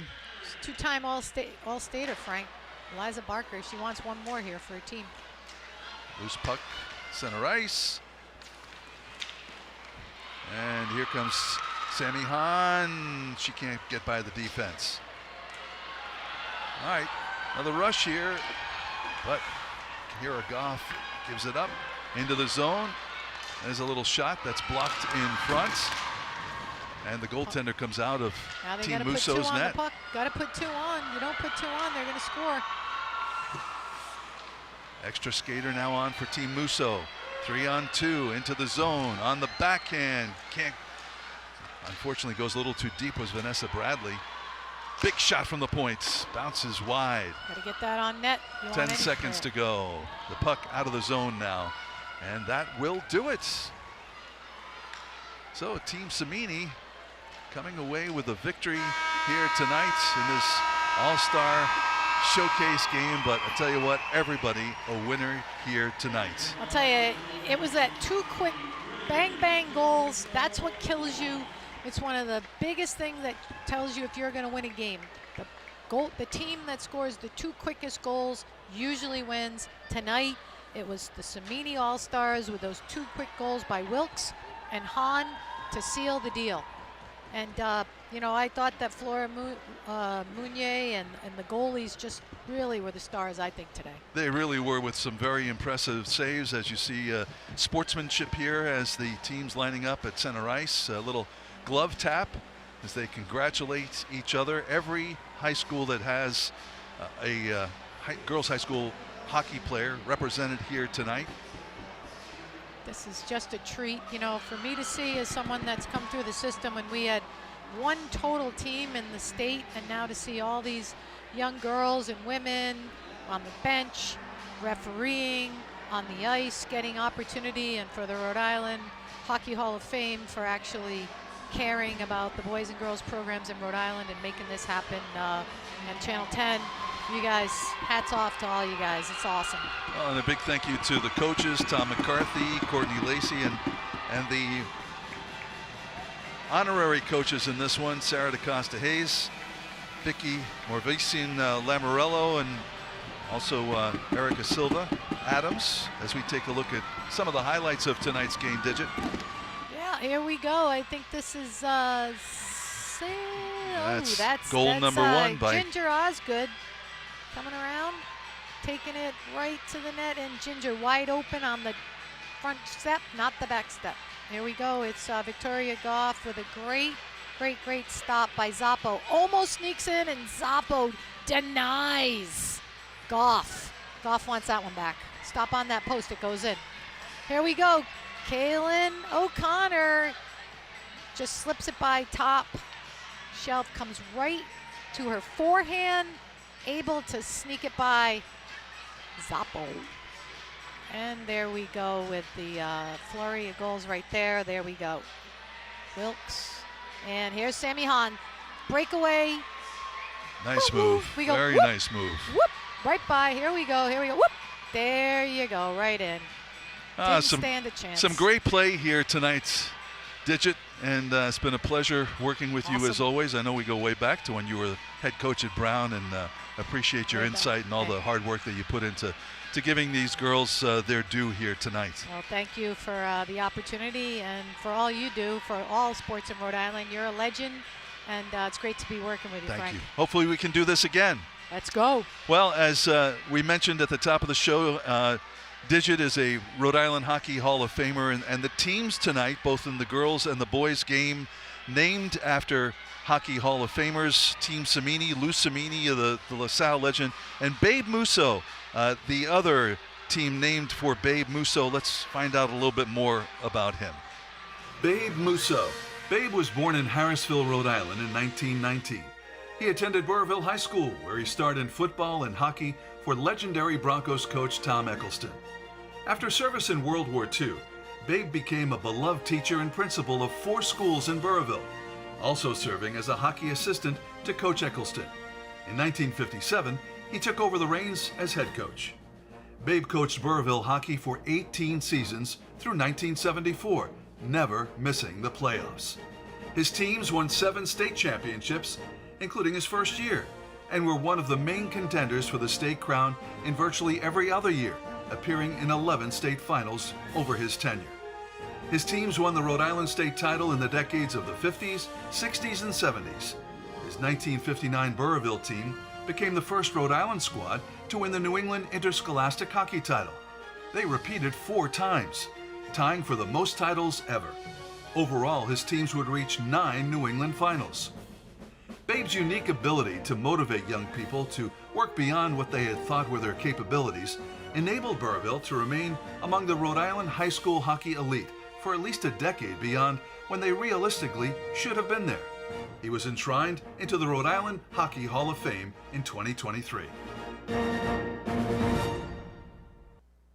It is an incredible, rich hockey history that this little state of Rhode Island has, and big thanks to the Rhode Island Hockey Hall of Fame for showcasing not only the girls in this game tonight, but all of the Hockey Hall of Famers who have been inducted and those whose induction is to come. All right, standing by, let's go down to our rinkside reporter, Kevin Moore, who's standing by with a guest. Kevin, take it away.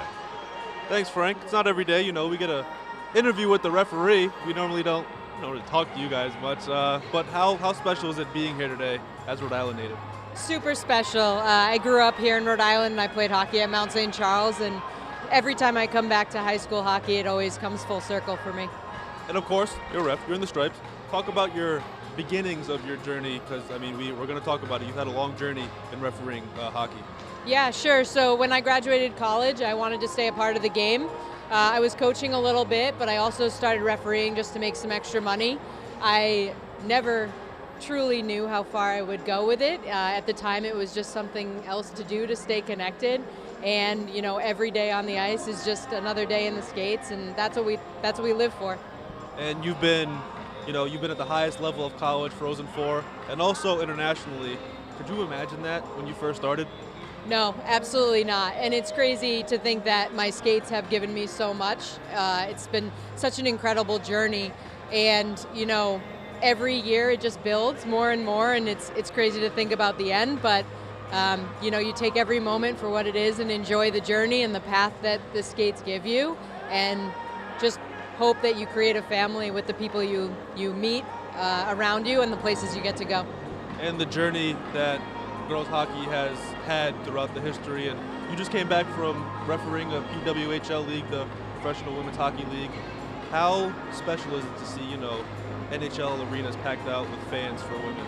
Yeah, it's incredible, the path that these women are building, and just to be a part of that and know that we're paving the way for the next referees, the next players to come has been incredible. The doors are really being opened to the females and allowing us to move in every direction and have careers in this sport, and being able to be a part of that has been amazing. All right, thank you so much, Amanda. We look forward to no calls on the ice tonight. Absolutely. All right, we'll be right back after this. Thank you.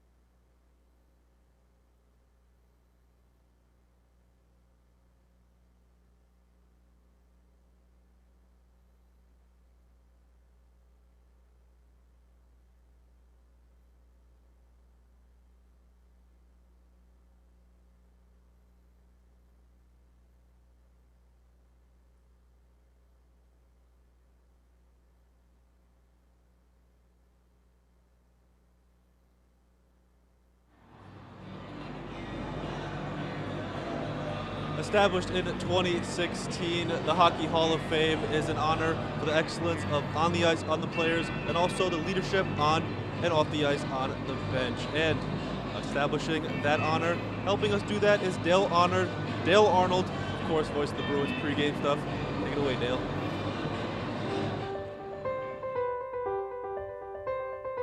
For its size, Rhode Island has one of our nation's longest and richest hockey histories. The father of ice hockey in the United States, Malcolm Green Chase, was born and raised here. Brown University defeated Harvard in the first intercollegiate hockey game in 1898. The Rhode Island Reds' 1955-56 season was voted the greatest in minor league history. And in 1964, the Pembroke Pandas established our country's first women's collegiate hockey program. This is Dale Arnold. These are just a few of the many historic milestones that mark an illustrious hockey history that has seen more players, coaches, and executives rise to the highest levels of this great game than to any other major sport. From Hope Street capturing Rhode Island's first schoolboy crown in 1903, to Mount St. Charles winning 26 straight state titles, and Providence College winning the 2015 NCAA championship, Rhode Island's hockey heroes have gone on to claim Olympic glory and World Championships gold, earn All-America honors, have their names engraved on the Stanley Cup, and their portraits enshrined with the game's all-time greats. For this reason, the Rhode Island Hockey Hall of Fame was established, to pay tribute to those Rhode Island legends who have distinguished themselves with their play and their leadership so that their achievements and example may continue to inspire and pave the way for present and future generations of young men and women who dream of reaching the highest heights of our great game. Please give back what hockey has given to you and support the Rhode Island Hockey Hall of Fame.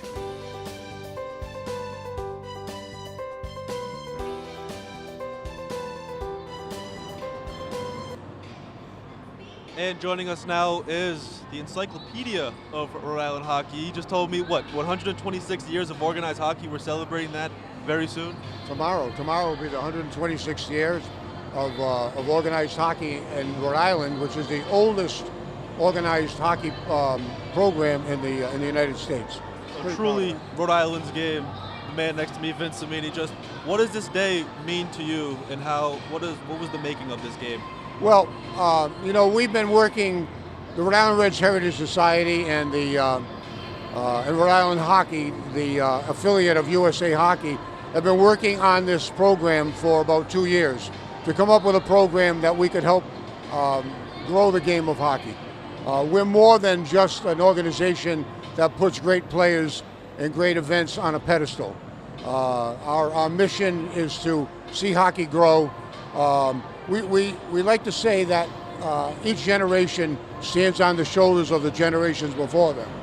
So the Hall of Famers are those generations that are the root for what these kids are doing today. The passion that they have for the game came from fathers and grandfathers and great-grandfathers. So this is a labor of love for all of us. We're all volunteers. We take great pride in what we're doing to dig out the history and share those stories with our public. And to see some of the Hall of Fame members here today, how special is that? Yeah, that's great. I mean, they came out as well on the girls' side. Sarah DaCosta, Vicky Movsession, of course, they're gold medalists, came right out of these programs. On one of the sides, Erica Silva, All-American at Northeastern University, played on the U.S. national team, and she, like Sarah, was a goaltender on the boys' teams. There were no girls' teams when they were playing. They had to play on girls' teams. And on the men's side, we've got two NHLers, Tommy Meller and Paul Gay. Paul Gay, as a matter of fact, holds the record for the most goals, or tied for the record for the most goals scored by a PC Fryer here at Schneider Arena. And real quick, how can people help? Because you did mention it's all volunteers, so how can people help at home? Well, we have a donate page on our website, rihhof.com. We hope people will contribute to it. We've already accomplished a great deal. We've got that virtual Hall of Fame site. We've built a beautiful interactive kiosk at the Civic Center, the AMP as we know it now. And we hold enshrinement ceremonies every year in August. On February 9th, we're also going to have an unveiling for our class of 2024. And I'd be remiss in not mentioning our board of directors, which did such a fabulous job of organizing this, especially Sean McNamara. He's the coach of LaSalle girls team, and it's like herding cats. We have 31 teams in the RIIL, and to bring all these players and all these coaches together was a monumental task. So kudos to him and to our board of directors. And it's a great turnout, just the first year, many more years to come. That's right. We want this to be an annual event, get some eyes on these kids, give them an opportunity to grow, to continue to play the game, and maybe in some cases become Hall of Famers themselves someday, and maybe get an education along the way. And it's good to stay in Rhode Island for that, because there's plenty of options to play not only high school, but collegiately as well. That's right, yeah. They're very well equipped to go into the future, yeah. All right, thanks, Vin. Thank you so much for the time, and we look to talk to you soon. Thank you. Coming up, we talk to another legend, Todd Angeli, the national anthem singer for the Boston Bruins.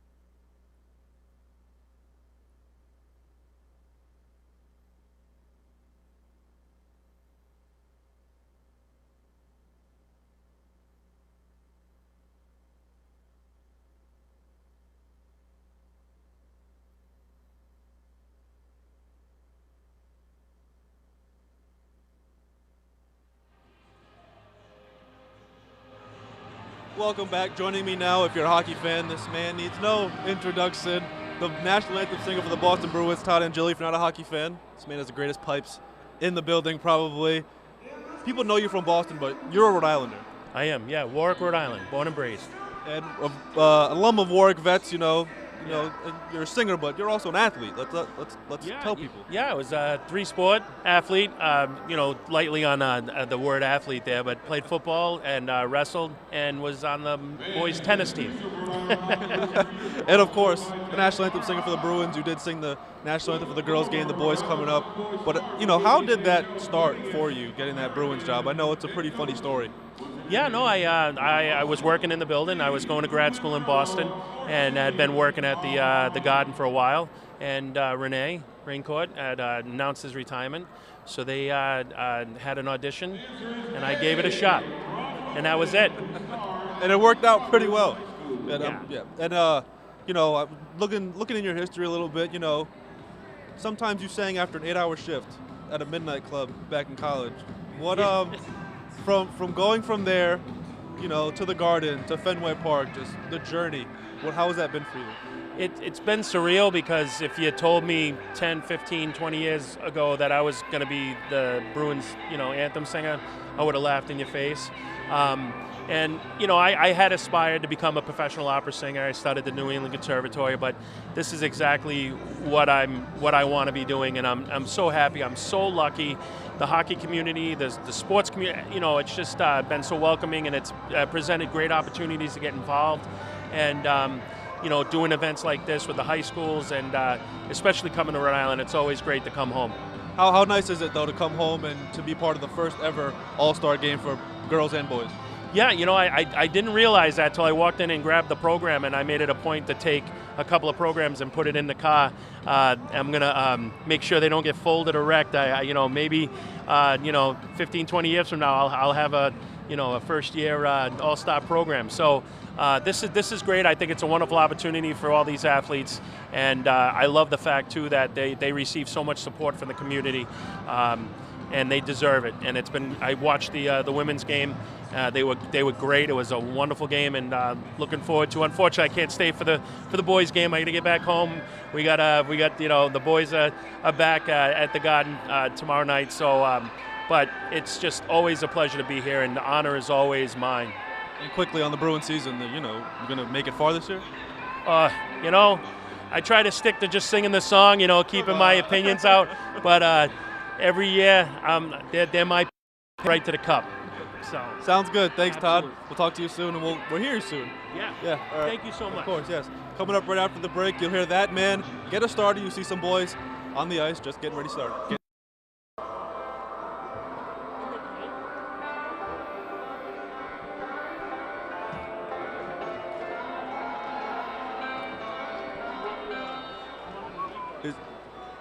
Yep.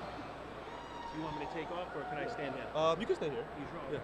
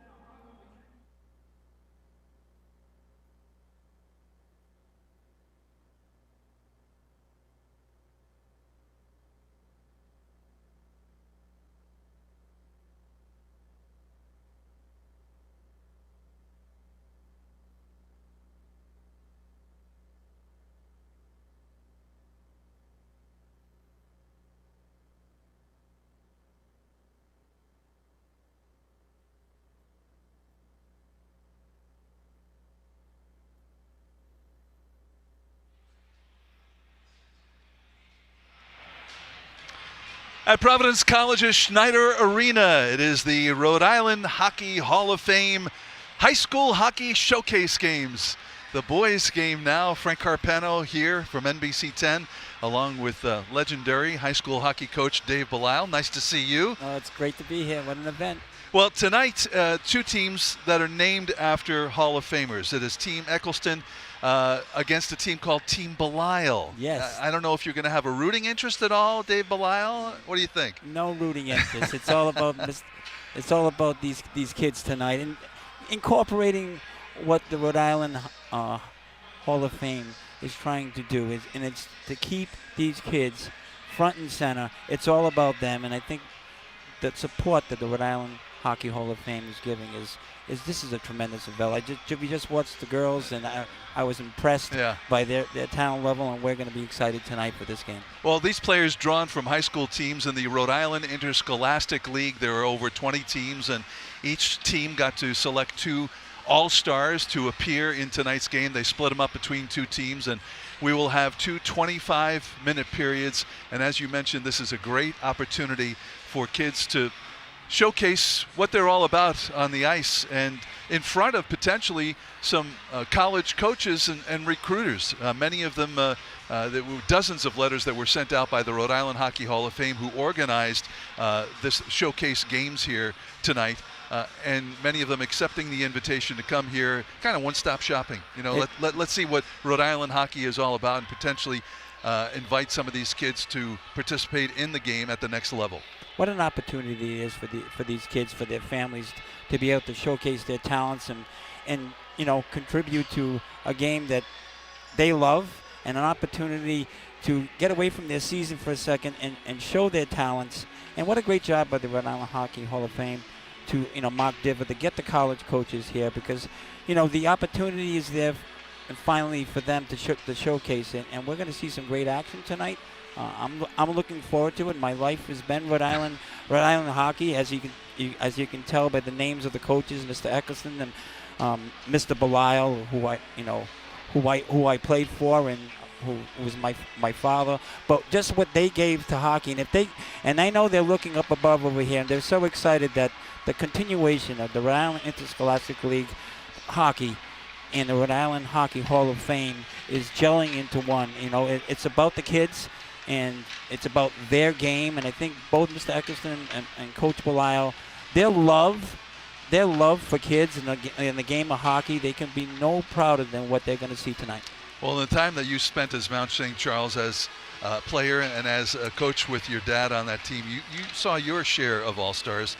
And maybe the biggest of them all was the very first American selected #1 in the National Hockey League draft back in 1983 was Brian Lawton. That's right. Where were you at that point? Had you been? I always started coaching with my dad in, believe it or not, that 1979-80 season. So Brian, obviously a senior, and boy, what a thrill that was for not only for Mount St. Charles, but all of Rhode Island and all of the United States of America to be able to have a high school hockey player from the United States, from Rhode Island, to be selected #1, and it's a memory that will last forever. Sure. Well, I'll tell you what, maybe we'll create some new stars from what we see here tonight in this high school hockey showcase game, and we have more from Schneider Arena coming up right after this.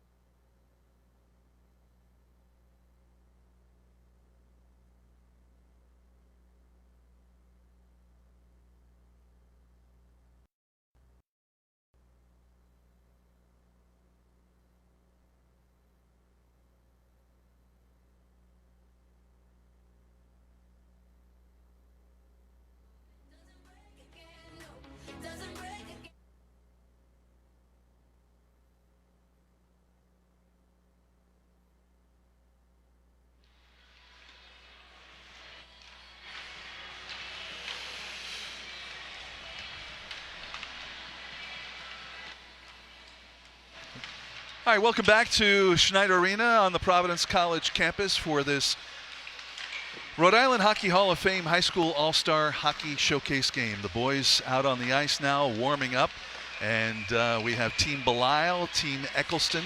The head coaches tonight's volunteers from the high school ranks for Team Belisle. It'll be Bobby Jackson, Justin Lake on the bench. There's an honorary coach, Dave, with each team, and there's a guy that you know, this honorary coach, Paul Gay, is with Team Belisle, appropriately enough, played for your dad.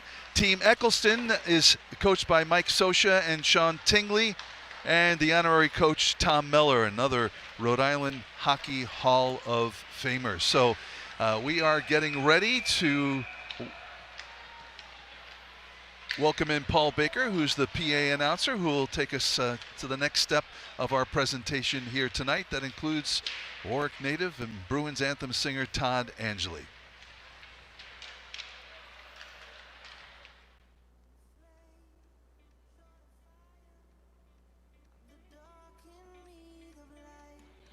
Ladies and gentlemen, boys and girls, welcome to Schneider Arena and the first annual Rhode Island High School Boys All-Star Showcase, presented by the Rhode Island Hockey Hall of Fame.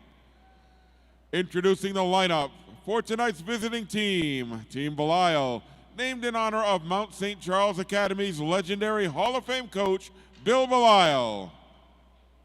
The head coach is Rob Jackson, along with honorary coach, Hall of Famer, former Olympian, and NHL veteran, Paul Gay. Now, here is the lineup for Team Belisle. Number 1, Owen Skadris. Number 2, Mikey Tober. Number 3, Maddie O'Hagan. Number 4, Tyler Lacombe. Number 6, Cooper Grosguff. Number 7, Nolan Quirk. Number 8, Aiden Feeney. Number 9, Jack Horsman. Number 10, Colin King. Number 11, Antonio Lombari. Number 14, Tom Millette.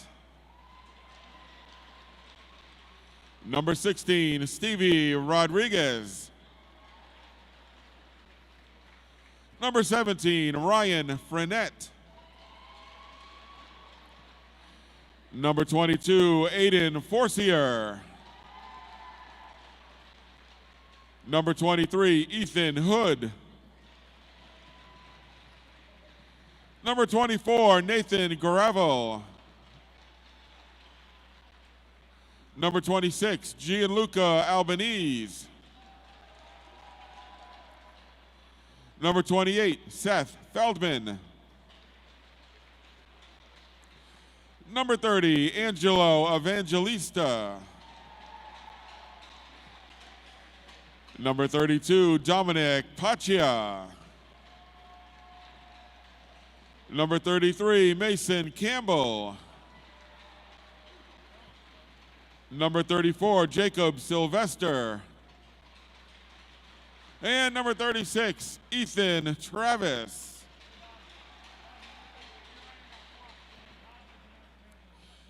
Now introducing Team Eccleston, tonight's home team, named in honor of Burrowville's legendary Hall of Fame coach, Tom Eccleston Jr.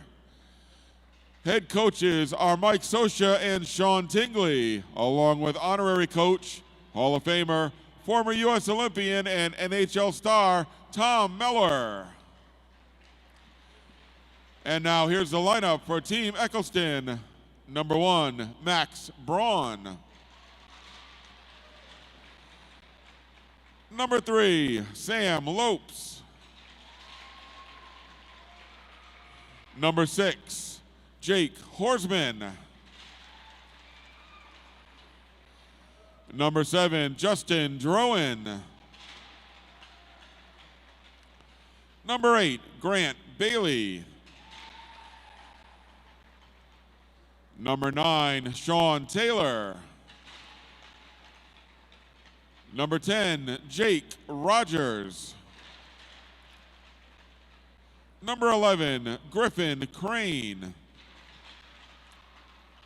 Number 14, Owen McDermott. Number 15, Shane Temple. Number 16, Nate Marshall. Number 17, Ben Brown.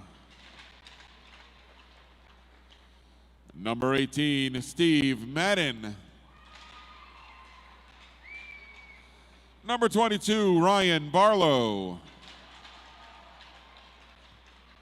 Number 23, Jack Rebello. Number 23, Jaden Borski. Number 24, Jack Fisk. Number 26, Cody Wood. Number 28, Tyler Garofalo. Number 30, Cam Lucier. Number 32, Marcelo Martinelli. Number 33, Cam Siwick.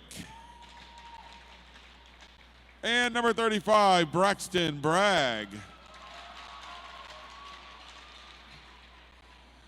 The officials for tonight's game are referees Amanda Tissoni and Chris Lucier, with linesman Jack Adamo.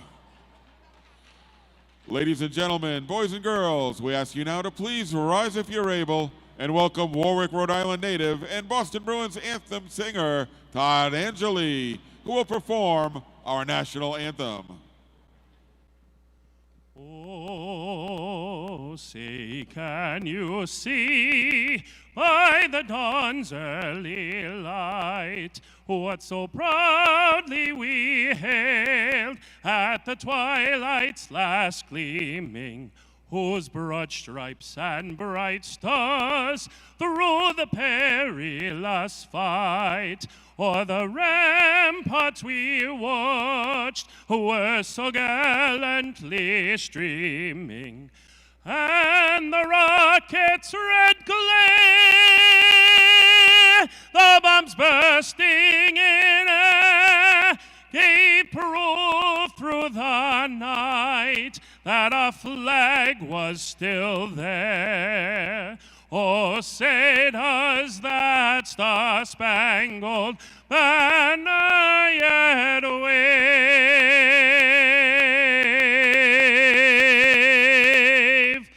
o'er the land of the free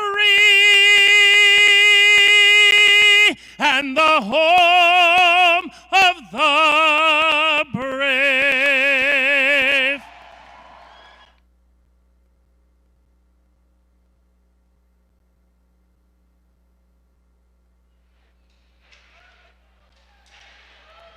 We are ready for some hockey action. The second half of our doubleheader here. We had the girls who produced a very nice performance tonight. It was a 3-1 win for Team Sabine. Now, Team Belisle versus Team Eccleston. The teams comprised of players from the 23 teams in the Rhode Island Interscholastic League in Divisions 1 and Divisions 2. Frank Carpano along with David Belisle. So happy that you're with us to see some of the best talent of boys high school hockey players in the state of Rhode Island doing their thing in front of a nice crowd here at PC Schneider Arena. This evening produced by the Rhode Island Hockey Hall of Fame, 2 years in the making, and they do things first class. First of all, being here at Providence College, which is always a treat for these high school players to play on the ice of the PC Friars. Of course, all the kids getting a nice new jersey that they produced. And they also, the Hockey Hall of Fame committee, putting these kids in front of college recruiters and college coaches who hopefully will see some players that they like and would like to have on their team. Yep, Frank, I'm excited to be here. wish I was behind that bench, but being here up above and seeing these kids play, I think we're going to see an exciting game today. Expect some good goaltending because we've got some fantastic goalies in the nets tonight. Well, as we mentioned, 2 players selected from each team. Unfortunately, the coaches didn't consult what positions. And a couple of oddities is that on Team Belial, there are only 2 players who are listed as defensemen on that team, and they have 3 goaltenders. Meanwhile, on Team Eccleston, there are 4 netminders. So we'll see how they split up the playing time here tonight as we get underway. Well, one of the big keys would be hopefully the kids will communicate to one another so that they can move that puck. It's always nice to hear a voice. So, but get the cobwebs out and get the nerves out and just play hard. I think that's the message I'm sure these coaches have given them. A little feeling out process here as these kids get their skates underneath them. Of course, many of them playing with different players, not their own teammates. It was interesting in speaking to the coaches how they plan to put together their lineups. You got any lines, coach? No, we're just going to ask the kids how they want to play. So, which is a good thing. This is their game. This is a game for them to showcase their skills out there. It really is. The coaches are not out to try to win the game. I think they want the kids to be relaxed, play to their best. And, I know, Dave, they say that before the game, but once you get out there and they drop the puck and you're behind the bench, you want to win the game, don't you? Oh, yeah. I was talking to Bob Jackson before, and he's asking me for tips on how to, he feels like he's got pressure playing for my father's team, so he was kind of like hoping that, he gets the best out of all of his players. So, but it is about the kids. And, there's a great save right there. Yeah, in the net is Cam Lucier, goaltender, number 30 for Team Eccleston. And that puck cleared. Talking to Frank Feedy, coach of Moses Brown, and he has nothing but praise for his goaltender. He's kept him in many games early in the season. He's been a force for him. He's seen the netminder. That's what you need. You need a good goaltender.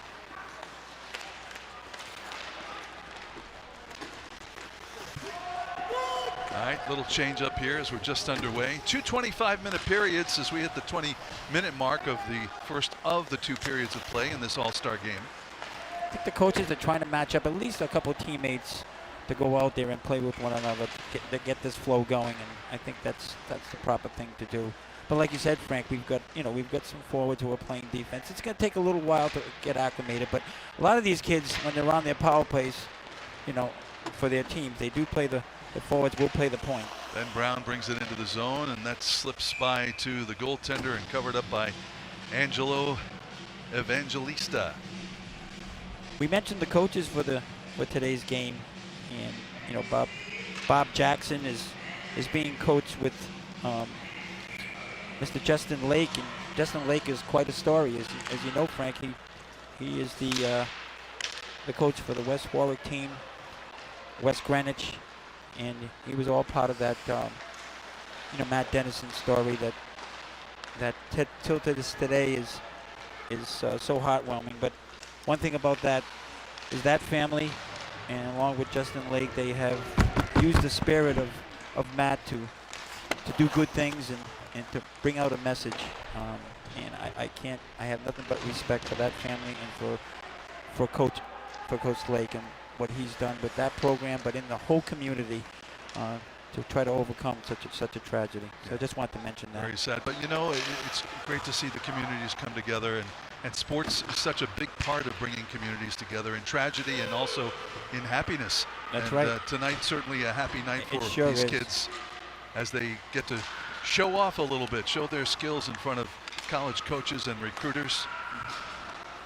And what's great, Frank, is that we've got a few co-op teams out here today, and I think it's great. It gives the school an opportunity for a boy who lives in that town or that city to be able to play hockey. And they're all so used to playing with one another in youth hockey, whether it's coming from 2 different schools or 3 different schools. They're playing and they're building a relationship together. So good for the Rhode Island Scholastic League to allow these schools to meet together and play together so that we can continue this great tradition of Rhode Island high school hockey. Well, that's certainly a positive to expose yourself to kids from different school districts. And as you said, a lot of these kids already know each other because of their time spent in youth hockey, where different towns gather on same teams. All right, so right back comes Team Eccleston here, and that puck stays in the zone. Looks like delayed offsides, and back comes Team Belisle. Into the zone, Lombardi down the right side, wants to throw it in front, but is blocked. Puck rolling behind the net. Team Eccleston brings it out. Cross ice pass right in front, and nice save, as putting that puck on nets was Ryan Barlow, but great save by Angelo Evangelista. And what a beautiful pass up to the wide wing, and Angelo just doing the splits on that was just tremendous. Watch this play right here. Cuts in, goes to the backhand, and doesn't quit on it. He just made an absolutely outstanding play. Well, on both ends, that's why these guys are all-stars. All right, the puck still in the Team Belisle zone. Back out to the top. Cody Wood has it, dumps it in. Bouncing puck in the corner. Quick shot in front, tipped. Watch for Griffin Crane out here. Outstanding, one of the best players in the state of Rhode Island. He's out there right now, so keep an eye on him. He was the one that tipped that on net, and then it was turned away by the goaltender Evangelista, and offsides is Team Belisle. Another good player right there. I know it was an offside, but he didn't force you. He's one of the better players in the state. Here's a beautiful tip again by Crane. Quite an athlete. He is quite an athlete. He's got a full scholarship, from what I'm hearing, to go play baseball at Louisville. Quite an athlete. Multi-talented young men out like on most the of ice these here kids tonight. are, Frank. You know that. They play multiple sports, and that's why I think they're such good hockey players. They don't concentrate on just one sport. You were an advocate of that even during your coaching days? Oh God, yeah, big time. I love the game of baseball, hockey. And played soccer, so I think the most, just participating with your teammates at different sports, it just makes you a better athlete. Cam Lucier with a big save here. The play now down in Team Eccleston zone. Oh, for many years you coached the Little League team out of Cumberland. And of course that iconic speech after they lost at the Little League World Series that we heard on ESPN, and such a great message that you delivered to those kids today. Certainly a little peek into how you approach sports and what you think of these kids who participate. Yeah, it's amazing what kids do to you, Frank. They are delicate, but they want to compete. It's so much easier when you can do it with your friends and the people that you're sharing your life with, and that's what makes these towns and these teams in high school, that's what gets them together, is that they want to fight for one another and make memories that last a lifetime. Just as many memories in the locker room, on the ice. They got to cherish it. And good for them here today, be able to play in this type of event. All right, on the attack now, Team Belisle. Nice play. Intercepted, and back comes Team Eccleston. Jake Rogers back to the point. A little wrist shot bounces through and turned away. Behind the net now, Shane Temple. Ben Brown. Brown throws it on net, but blocked in front. Loose puck. Brown off to the point. Trying to set something up here. And back comes Team Belisle. Cross ice pass doesn't connect. Delayed offside call here. They clear the zone. Back comes Team Eccleston.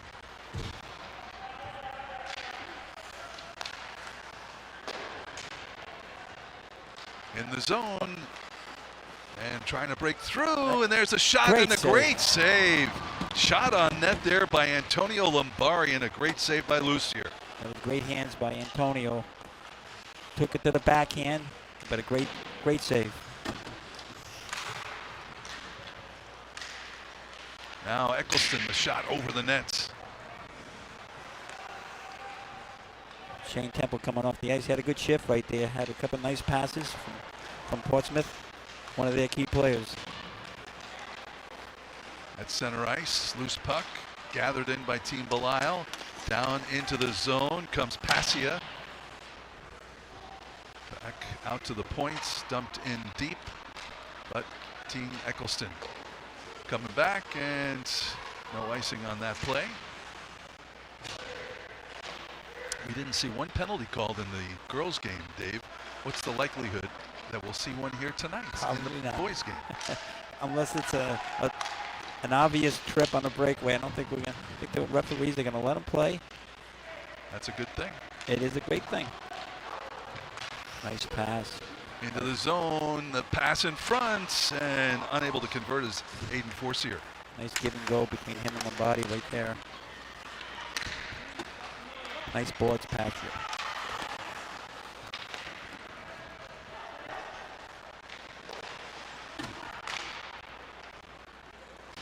Loose puck into the zone, gathered in there by Grant Bailey. Takes it into the corner. Battling for it now is Team Belial.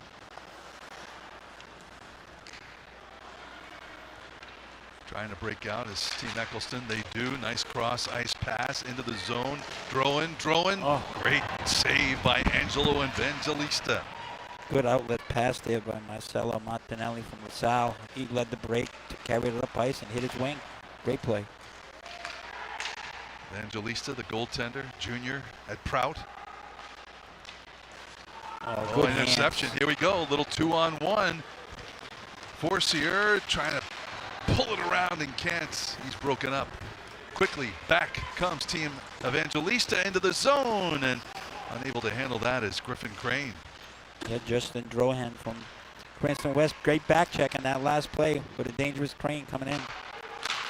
From the point, the shots and the save by Evangelista. 11:22 to go in the first of two periods of this all-star game. Not only looking for great scoring opportunities, but I tell you what, so far some great saves in this one. As predicted, game continues right after this.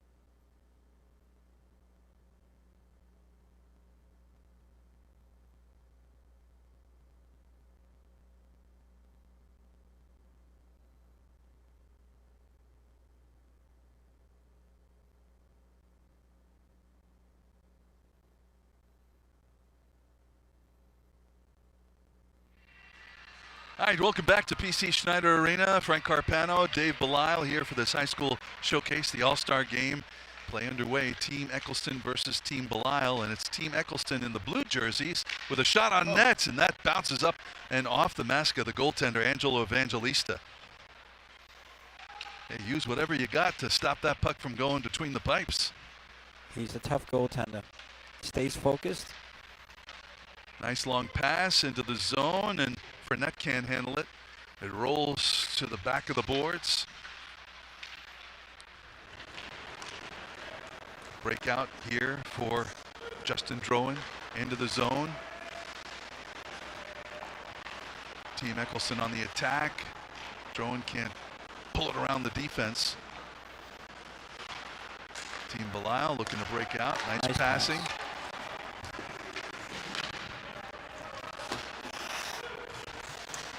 Griffin Crane picked. Nice and here comes right Team there. Belisle into the zone. Cross ice pass stopped. And Sam Lopes takes over. He twirls around through center ice into about 5th gear right now, and he's picked back to the top of the blue line. Quick save there by Evangelista. Sam Lopes has had a brilliant career at Cumberland High School. Took them last year to the semifinals, so he was the leader of that team. He's quick, he's fast. We have a new goaltender for Team Eccleston, Max Braun, the senior at RMT, which is testing your knowledge here. That's the combination of Rogers, Middletown, and Tiverton. How about that? Good, very good. As we mentioned, Team Eccleston has 4 netminders, so everybody's going to get a little taste here tonight. Max resides in Middletown. Outstanding goaltender. All these kids play interscholastic league hockey in Rhode Island. A lot of these boys in the fall, before their season starts, they end up playing together in youth hockey, and then they play their interscholastic league schedule, and then they come back and play again in the spring. So they know each other. What a nice pass. And there's a goal. That one tipped in front, thrown in front by Team Eccleston, Sam Lopes. What a nice pass by Sam Lopes right there. A beauty. Absolute beautiful pass. Here's Watch Lopes him. into the zone. Slows it down. Makes a beautiful, beautiful pass to Tyler Garofalo. Beautiful, beautiful goal. Garofalo, the LaSalle junior, first to strike here for Team Eccleston. And Tyler's a player. One of the leaders in the LaSalle team. Second team All-State last year. And he's leading him again this year. So that's a good hockey play right there. Slow it down. Busted a net. Beautiful tip. Goaltender had no shot. So as we mentioned, there's 23 teams in the Rhode Island Interscholastic League, Division 1 and Division 2. And Prout is the top team, undefeated so far in Division 1. And Ponagansett, the top team in Division 2, also undefeated. 6-0 for Ponagansett. Prout 9-0 overall. Those teams represented here tonight. Ben Brown just had a great opportunity coming down the wing. Evangelista, he's challenged him though. Again. There's a shot right on the doorstep. Turned away.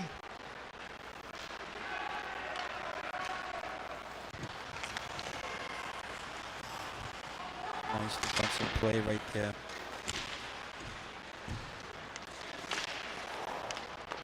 Loose puck and out of the zone it comes. This is number 16, Nate Marshall. Marshall throws it in front, and nobody can handle it, and finally dumped out of the zone, and gives Team Belisle a chance to change up on the fly.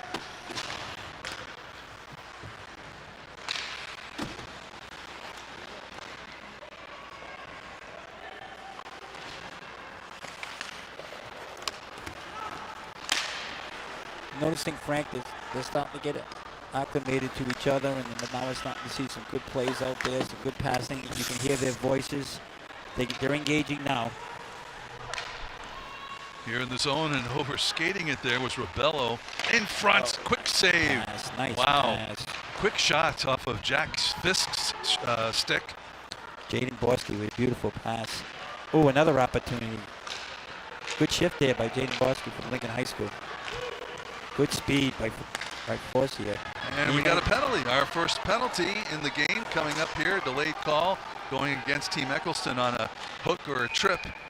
And we're going to see a man advantage coming up here. And tripping it is. And Team Belial, trailing 1-0, will have the man advantage.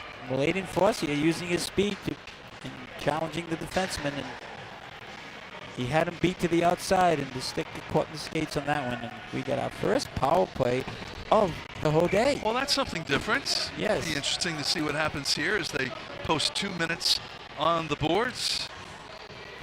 Jaden Borski. Bobby Jackson is going to throw his two Burrowville boys who know them. They know each other very well. Burnett and Rodriguez, look for them down low. Team Eccleston in the box.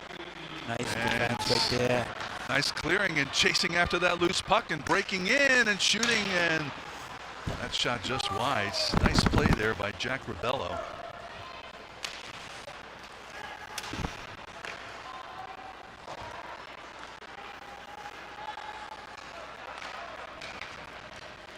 Down on the right side, here comes Rodriguez. Turned aside by the netminder Braun. It was Ryan Barlow. This kid can play the game. Barlow's shot turned aside by the defense.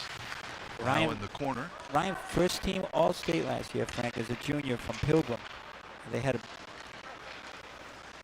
quite a player. He just made that play at the point and stole it.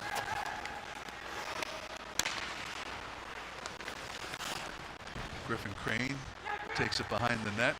Under a minute to go in the power play for Team Belial. Quick shots off the side of the net. And Team Eccleston going to skate it out. Now lead pass for Crane. Taken away. 30 seconds to go in the power play. Cross ice pass. Jack Horsman taking it in, wants to shoot, and that one turned aside by the blocker of Max Braun.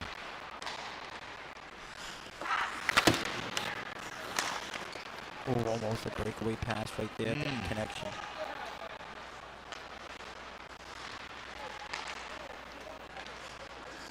Nathan Gravel. Nice pass. Middle. Good defense on this power play that is now over. Back at full strength is Team Eccleston. Yeah, Grant Bailey with a nice block right here. And it may turn into an offensive rush. And there's another and goal. There it is. Griffin Crane scoring the second goal of the game and the second goal of the night for Team Eccleston as they go up by a score of 2-0. Well, again, Tyler Garofalo, who's been a presence here since the beginning of the game. He's made some good outlet passes, and here he is leading the rush and makes a beautiful pass. You'll see it right here. Comes down the wing. Good job by Crane staying on side and waits at the right moment. Lets him get to the net, and no shot for the goaltender right there. So the defense getting caught behind there and allowing that 2-on-none break. Well, I think what you're seeing, Frank, is what we had talked about before. We've got quite a number of forwards on Team Boat that are being asked to play defense, and, you know. That's right, and so this is what happens. This is what happens when you get a 2-on-0. Yeah, and who's going back? You know, got a bunch of forwards out there. Nice pass, nice outlet. Let's see if we can get something going here. Again, good defensive play right there by Jake Horsman of North Kingstown. Beautiful play.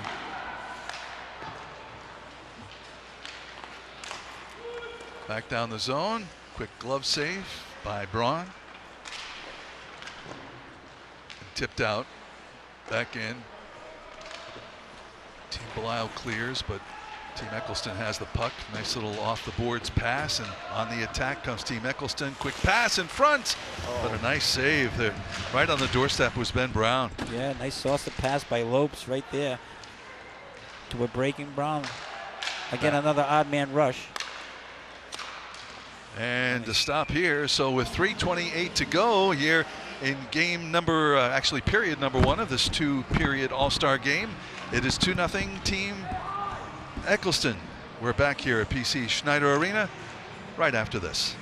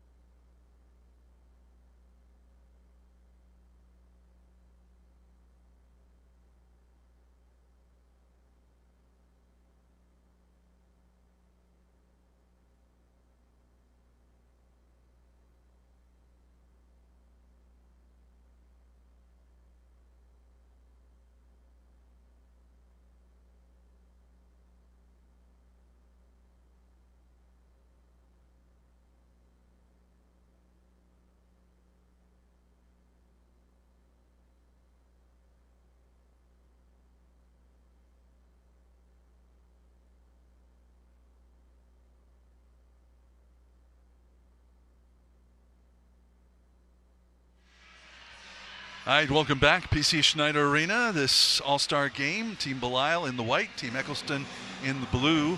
And a new goaltender for Team Belisle, Owen Skudras, senior from Mount St. Charles, between the pipes now. Quick shots off the face-off, and Skudras squeezes the pads together and makes the stop, and we'll have another face-off. Nice draw by Marshall from Bishop Hendricken right there. But Skudras positioned perfectly. No rebound. Puck cleared.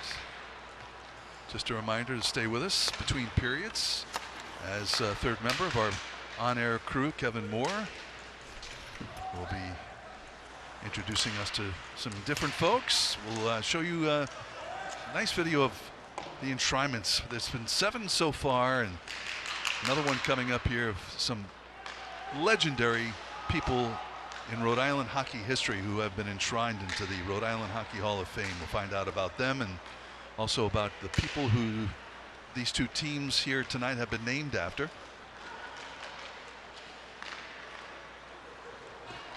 Looking to get back into this one is Team Belisle right now. Into the zone. Forcier.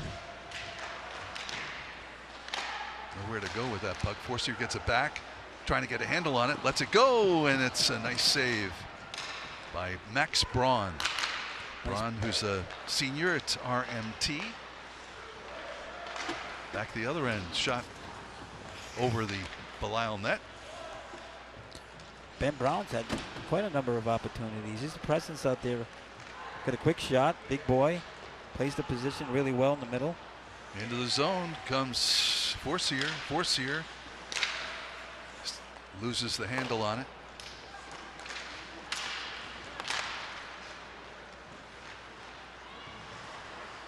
Regrouping, Jack Ribello.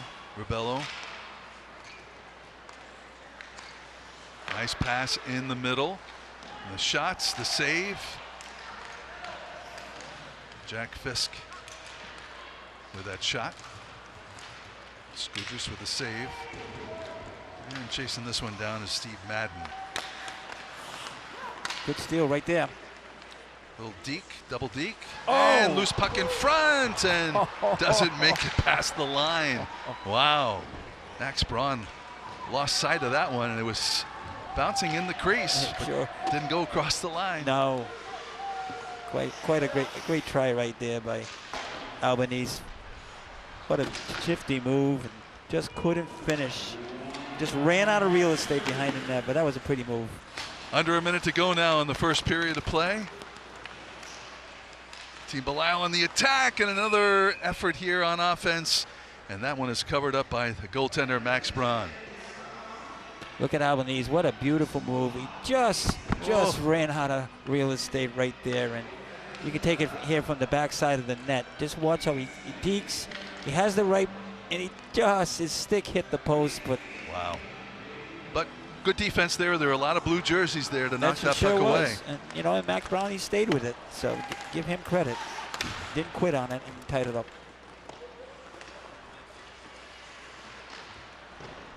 35 seconds to go. Belisle team pressing here in the offensive zone. Good forecheck right there by Burnett. And a little glove save by Max Braun stops the clock. 27.7 seconds to go, and Team Eccleston with a comfortable 2-0 lead here at the end of the first of 2 periods of play. Let's see if they can try to get one here right off this draw. A good block. Oh, and here comes Team Eccleston now, but chasing it down was Tyler There's Crane again. and Crane. Oh, nice save by Skudras. Oh, what a beautiful save. Again, Crane going to the net, but Skudras, he just stayed right with him. Crane still fighting for the puck. 4 seconds to go, and that's going to do it. So we got 1 period down and 1 to go here at PC Schneider Arena. Some good play in this boys version of the Rhode Island Hockey Hall of Fame high school showcase game, and about a half a dozen college coaches here tonight. A number that I know organizers are hoping will grow as this game becomes an annual affair and gets on the calendar of a lot of college coaches, and giving them a chance to see some of the talents that we have here in the Ocean States. You can see it, Frank. You can definitely see the talent out there. There's no question about it. All right, let's send it down to ice level now with Kevin Moore, who's standing by with one of the coaches of tonight's game. Go ahead, Kevin. Thanks, Frank, here with Smithfield head coach, but also Team Belisle head coach, Bob Jackson. What's this game, mean to you when you got the call that you would be the first head coach of Team Belisle?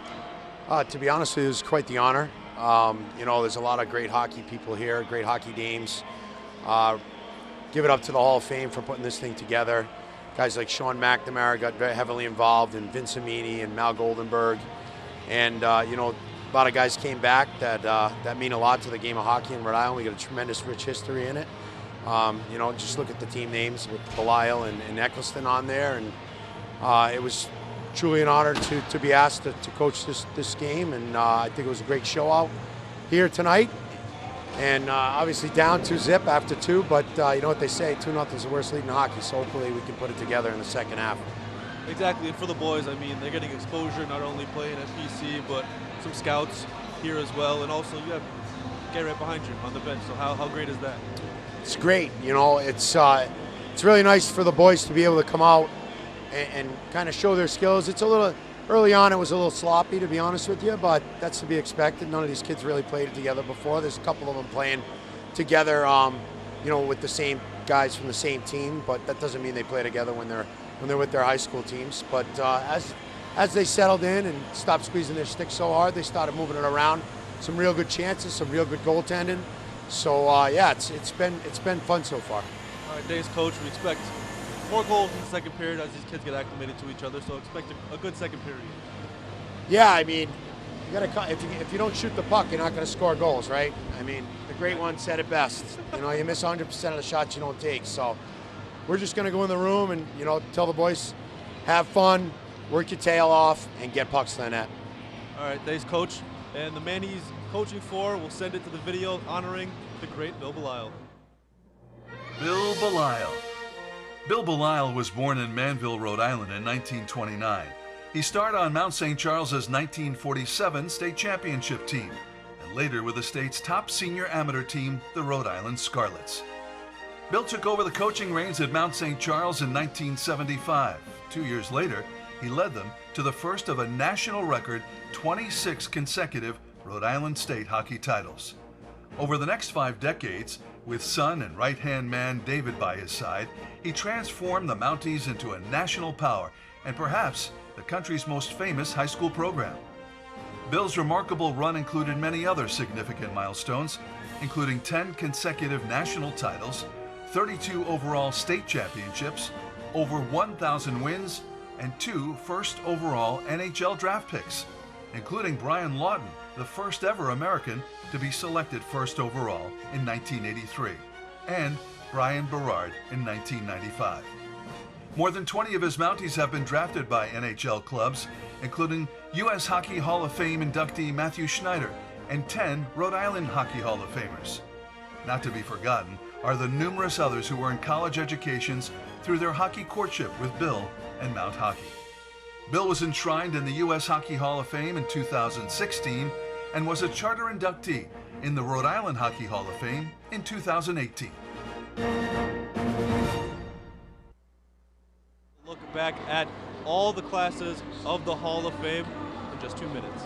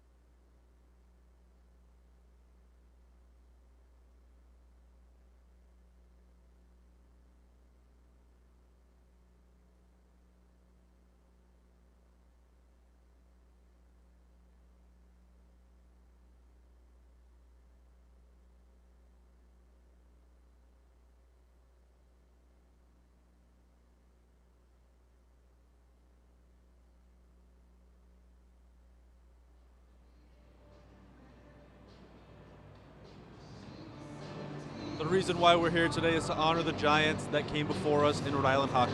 As long as this Hall of Fame is here, they'll never be forgotten.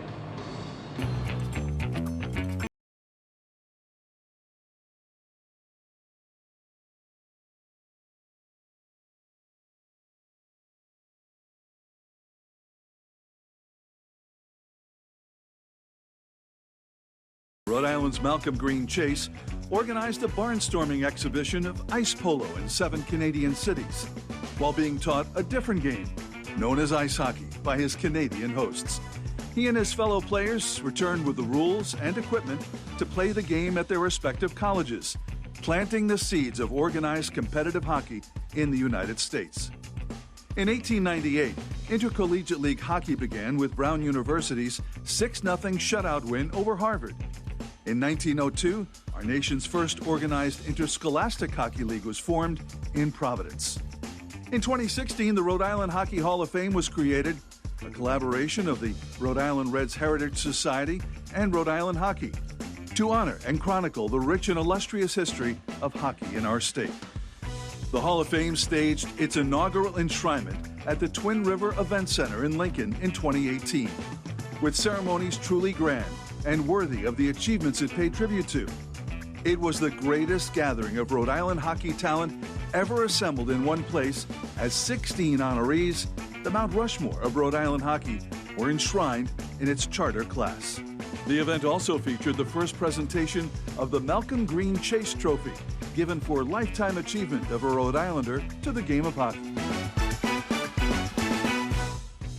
Rhode Island's rich hockey heritage was again on full parade when the honorees of the class of 2019 stepped to the stage for their respective inductions the following year.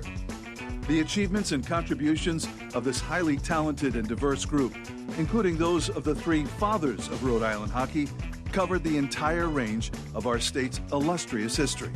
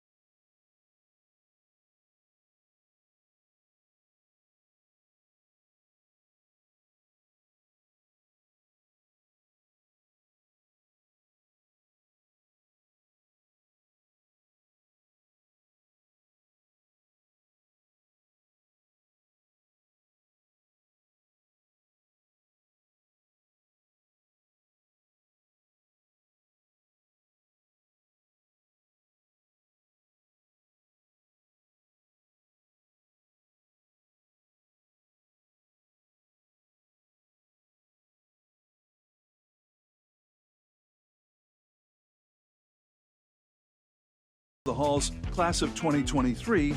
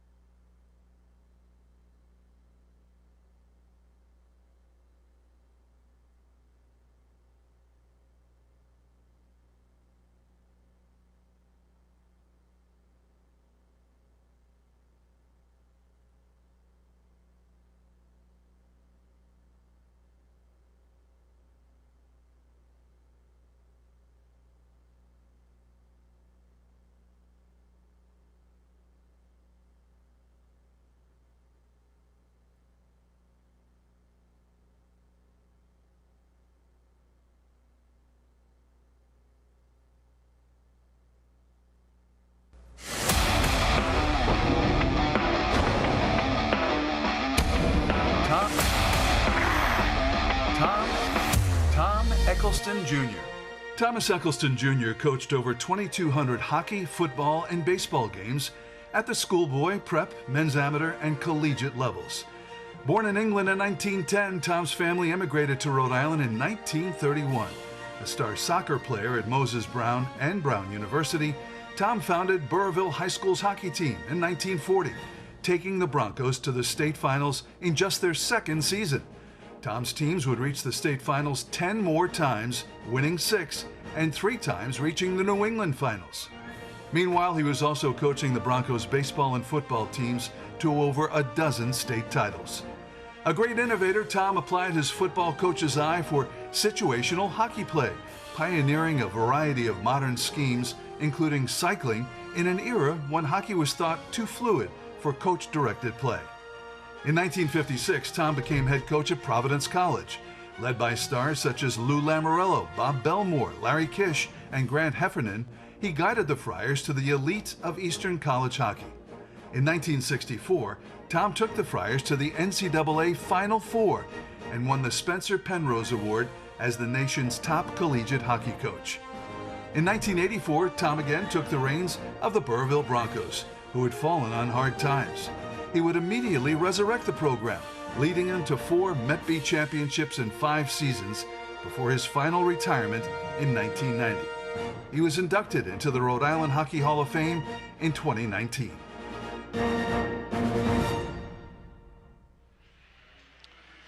Well, the Eccleston team leading here 2-0 as we get ready to begin the second period, the final period of this high school showcase game. Such a rich history of greats in the sport of hockey.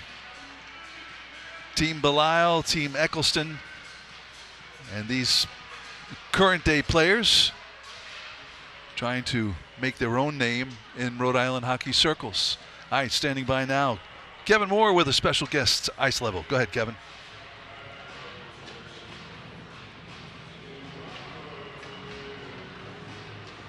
With me now is the head coach of Team Eccleston.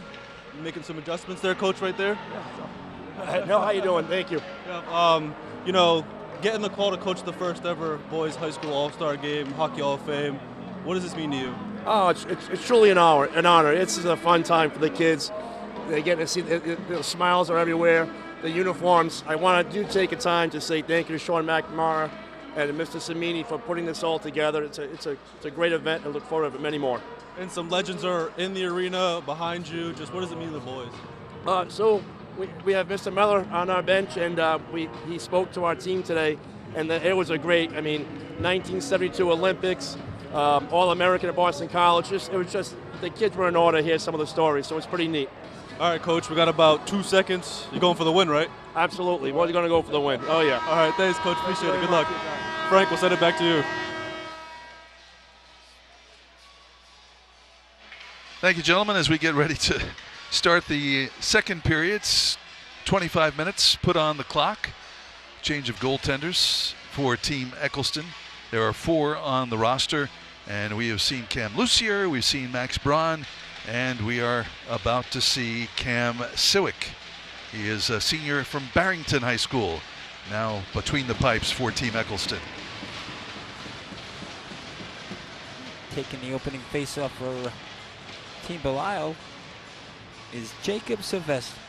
Showing my age, I coached his dad many years ago. So it's nice to see a tradition continue. I know that you're out of coaching in the high school ranks now. Yes, I am, but I'm still involved with hockey. I do participate in Mount St. Charles at the high school. I do jump on the ice once in a while to help Matt Merton and my son Brian once in a while, just to make my presence felt and show my appreciation not only to Mount St. Charles, but more importantly to the game of hockey. And I'm still involved with youth hockey skills, and I love the game. I'll never leave the game, and I'll always follow it. Very nice.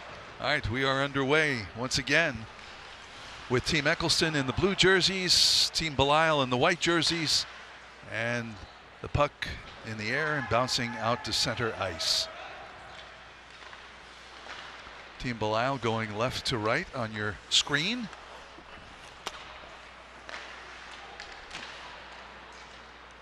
Back comes Team Eccleston now, dumping the puck in the zone. Tyler Garofalo gives chase in the corner.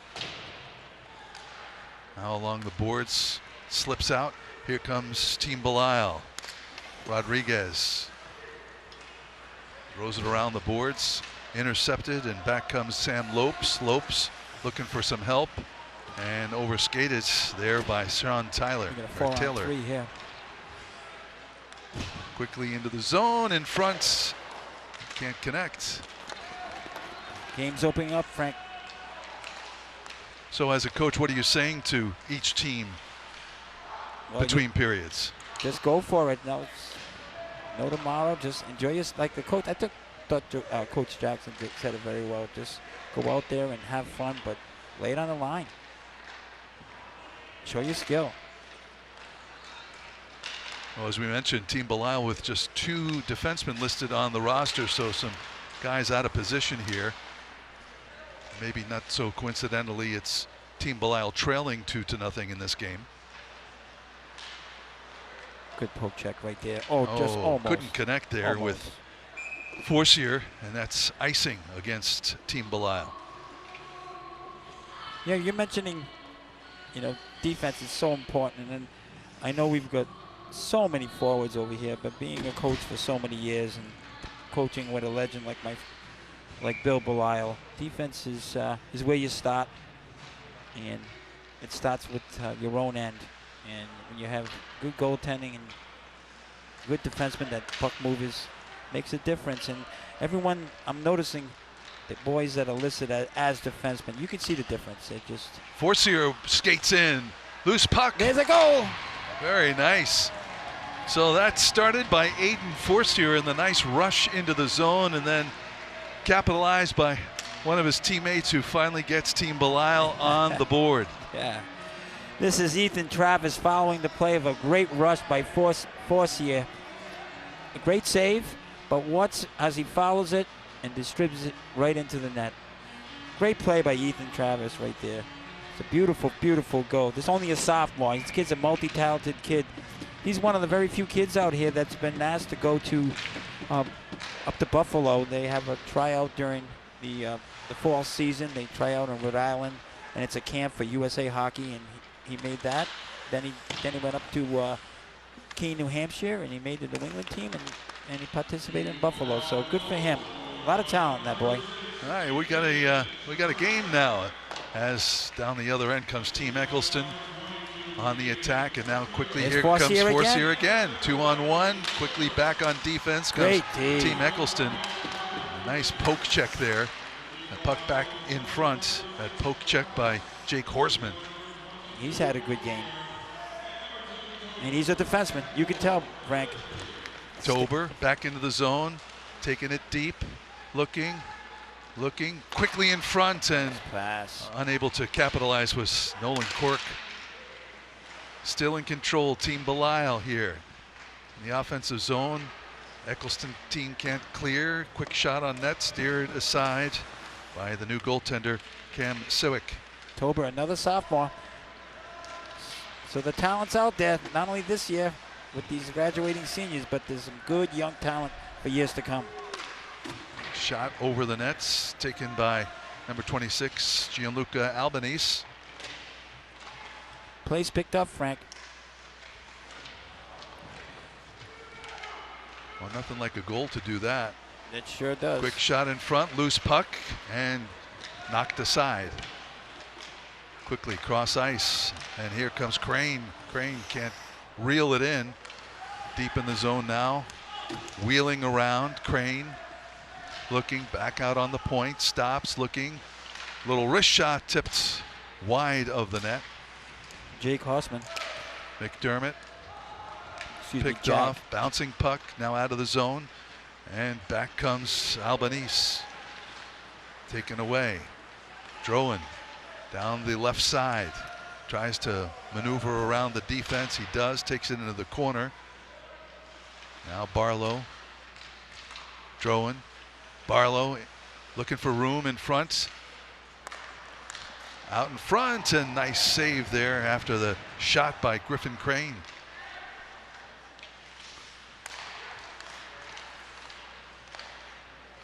Shot, save, nice pad save after Owen McDermott's shot. Skoja's doing his job. Some 2 big saves there to keep it at 2-1.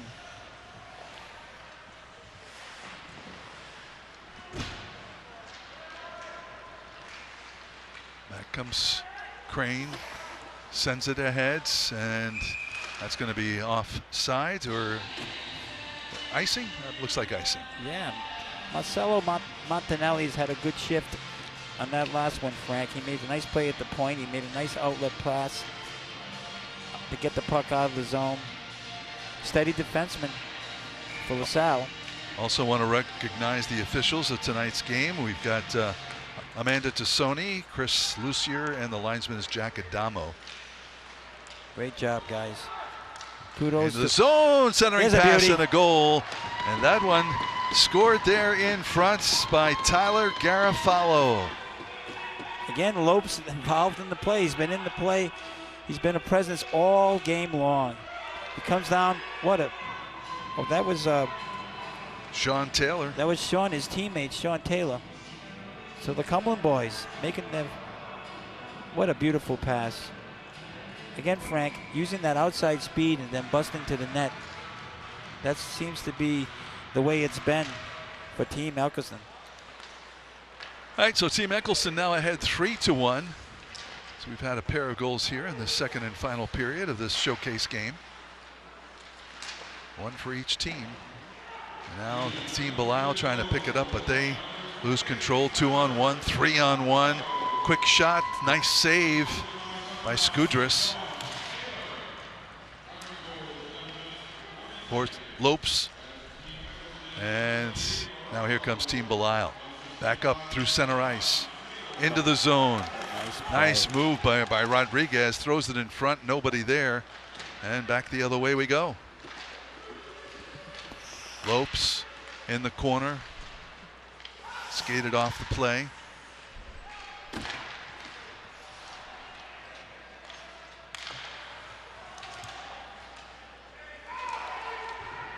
Quick change by Team Belial, and on the attack now Team Eccleston, but they can't capitalize. Lopes loses the puck behind the net now. Quick pass out front, and here comes Lombari. Lombari, his shot bothered by the defense. Jake Hossman again, North Kingstown, getting a stick on that. He's played excellent today. Stay home defenseman. Still in the Eccleston zone and knocked out to center ice.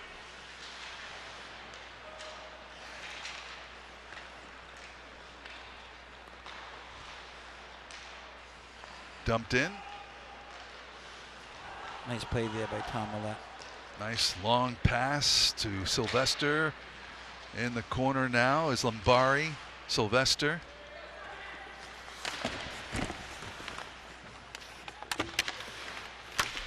Millette, who was playing the point, came up to keep that puck in.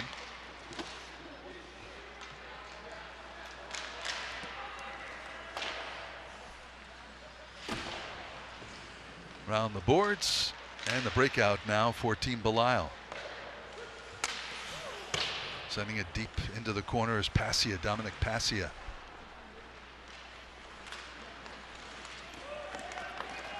Good rush here by Martinelli. Get the puck out of the zone. Did a nice spin out. Here he comes.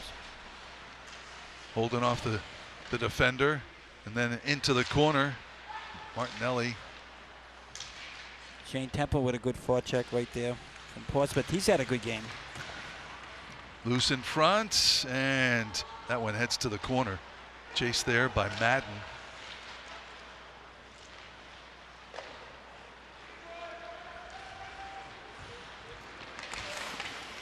Nice back check right there. Beautiful by Jake Rogers from North Kingstown. Back and forth we go here as we approach 14 minutes to go in this one. Still in the zone, down deep. Team Eccleston looking. Martinelli throws it in front, intercepted, and back comes Team Belial looking to score another one here. Forcier in front, and the shots. Loose puck now knocked behind the net. Battle for it there. It's Team Belial coming out with it. Another nice save there by Max Braun. 13:47 to go in this one, and it's Team Eccleston. The third goal for them in the game scored right here. They have a 3-1 lead.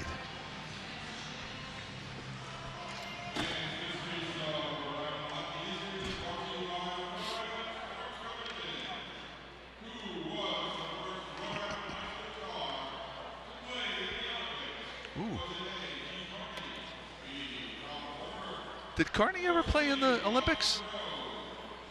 What was that? Oh, yeah. He did? Yes, he did. So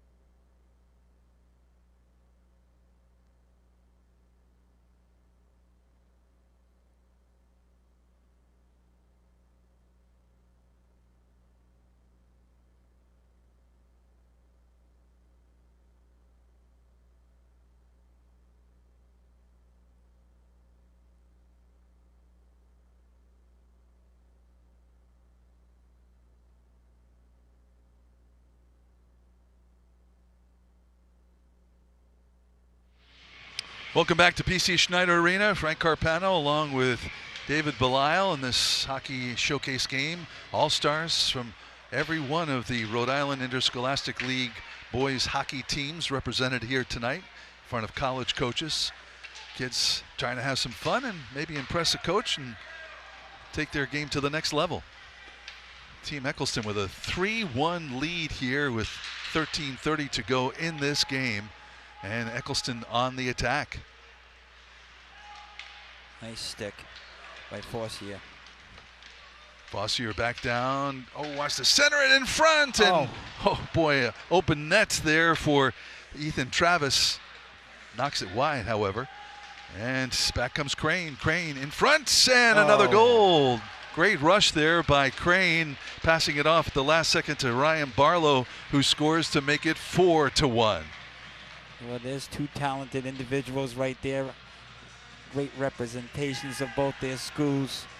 You'll see Crane here again. He's got a great move right there, inside out, waits at the right moment, between the legs, and what a finish by Barlow. That's what he can do, a goal scorer. But look at this play right here by Crane. Takes it, slides it, no chance for Scrodgers. Just a beautiful goal. That's talent, Frank. That's what we like to see. That's what they're showcasing. That was one heck of a hockey play. And still on the attack, Team Eccleston in front. And another opportunity, and Scrodgers a stop. Another stop and a goal. So quickly, 2 goals scored by Team Eccleston to go up by a score of 5-1. Yeah, that combination, again, that Cumberland combination, they've had quite a game. Taylor with his second goal. And again, Lopes digs it out, gives it to his teammate, makes the first save, sticks with it, and sticks with it again, and buries the third shot. So, again, they know where each other are on the rink, and you can see it here tonight. It's on display. Beautiful goal. That's what you call persistence. Second effort, third effort. And talent, right? Yes. And still on the attack. Team Eccleston back out on the points. Quick shot and nice little glove save by Owen Scrodgers. So over the years, what do you think about the level of talent for high school hockey in the state, especially with kids leaving for different teams outside of the Interscholastic League? Well, I find it's all relative. It's all relative. I feel that the play is relative to what the talent is. I think they're well coached. I think they're well skilled. And I think you'll see those exceptional, athletes or players. They'll go to they will maybe end up going to the prep schools. But I think what we're seeing here tonight is that Rhode Island hockey still lives. They still get the talent, and we're seeing it on display. And we got our second penalty. Yep, we have a penalty here that I believe will go against Team Belisle. And it looks like it's a hooking charge that will go against Nolan Cork. So 5-1 lead for Team Eccleston and a man advantage here. First time tonight that we'll get a chance to see them on the power play. Yeah, right here. It's just trying to slow him down. Yeah. Well, again, Frank, when you're a forward and you're playing defense and you're not used to playing, that backwards game, it's tough. And that's the tendency as a forward, is you want to skate forward first, turn around, go backwards, and next thing you know, you got to put the hook on him. So, just as a reminder, there's only 2 defensemen on the Team Belisle squad.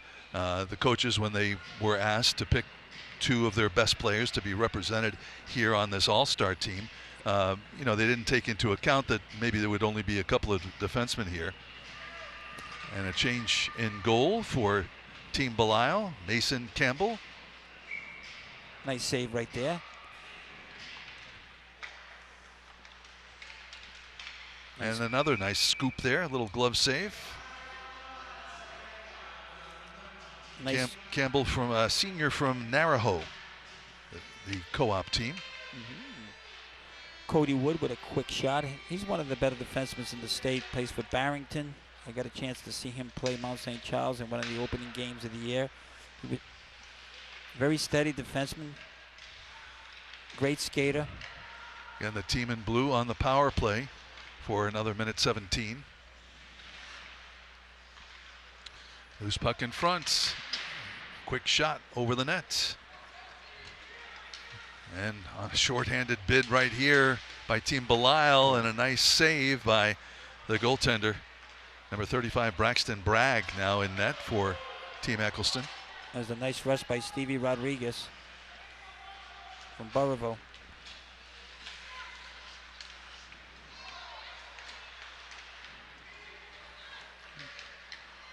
Skating up for net, has it in the corner. Still 40 seconds to go on the Team Eccleston power play. Nice try.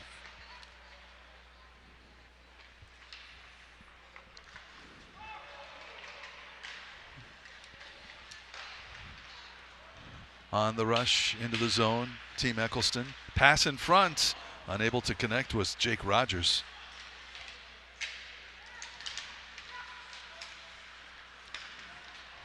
Final 10 seconds of the power play. Into Jaden the zone. Borski. Little backhand turned away by Campbell. I like that Jaden Borski, 23 for Lincoln. Quick. Look at him right there. Looking for a rebound, but not to be had. Great save. Mason Campbell squeezing the pads, forcing the face-off here.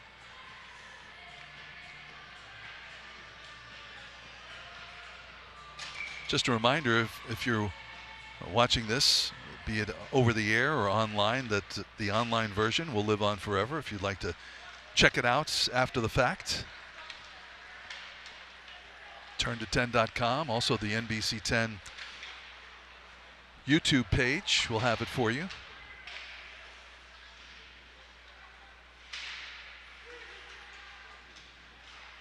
This lineup, Pasha, Sylvester, in front, and Lombardi knocked away by the well. goaltender using the stick and trying to break in and bothered, and we got another penalty coming up. Going to be a tripping call as Jack Rebello was trying to break in all alone, and Team Belisle will be shorthanded once again with 9:30 to go in the game. So makes it tough to get something going. Tom Millette heads off to the box, one of two defensemen on this Team Belisle team. Yeah, that's Coach Jackson.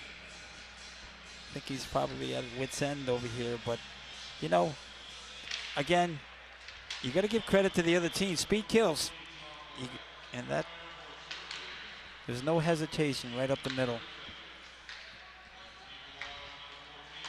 All right, 5-1 lead for the guys in blue, Team Eccleston, and on the power play here.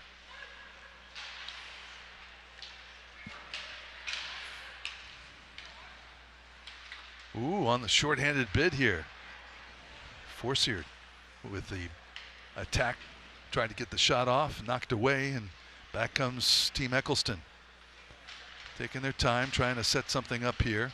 Crane loses the puck. Now on the points, Madden.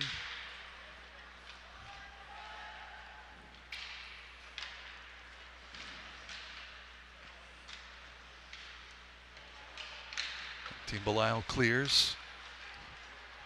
And a little toe drag there What by beautiful drive. number 22, Aiden Forcier, who's done quite a bit here tonight. We've mentioned his name a lot. Well, one name, Frank, I'd like to mention is well, look at this play again by Forcier. This kid has talent. That's a nice curl and drag, slides it, just running out of real estate. Good save. But what I was going to mention, Frank, was this Seth Feldman, Moses Brown, talking to Coach Feedy today, and a special kid, just like most of these kids are. He's their captain, but he's more than a captain. Oh, again. right off the post. The shot by Sean Taylor, who's already got one here tonight. He's looking for the hat trick, Frank. But to continue to talk about Feldman, you know, Coach was saying how he's a special kid, and he organized food drives for the there it is. There's another one. There's your hat trick. Let's see if we get any on the ice here. Power play goal for Sean Taylor, the Cumberland junior. If I had one, I'd throw one on the ice. Yeah, what a night for the young boy. It's going to be a big thrill for him. He just stays with it. You can tell he's a goal scorer. See how he moves? And he'll jump right on this. A deflection, right place, right time. I mean, you still got to bury it, Frank. The net might be open, but you got to bury it, and he did just that. But finishing the story about Feldman, he's the type of individual that just gives. He organized a gift, Christmas gift, present gift for kids, for the needy. He did a toiletry drive for the homeless. So Frank is just wanted me to send kudos to that young boy for what he gives to his community and his school. And you're going to see that a lot with these kids that we don't hear about. They're more than just, student athletes. They're part, like you mentioned before, they're part of the community. They know where they live. They know where people are in need, and they're well brought up, and they get great families. Well, I'm constantly amazed, as in our coverage of high school sports on NBC 10, as a little break in here and backhands and a save, a shot on net by Nolan Quirk. But the resumes that these kids have. Many of them are multiple sport athletes. They do well in the classroom and in the community. Incredible resumes as they hope to continue their education at the next level. I'm always impressed with how these kids do so much over the course of their day, and I usually ask them, when do you sleep? You're doing your homework, you're going to school, you're playing sports and working in the community. Some of them have jobs. Unbelievable. Yeah. They give us. Nice save there. Blocker save. The puck bounces. Mason Campbell in the net for Team Belisle making that save.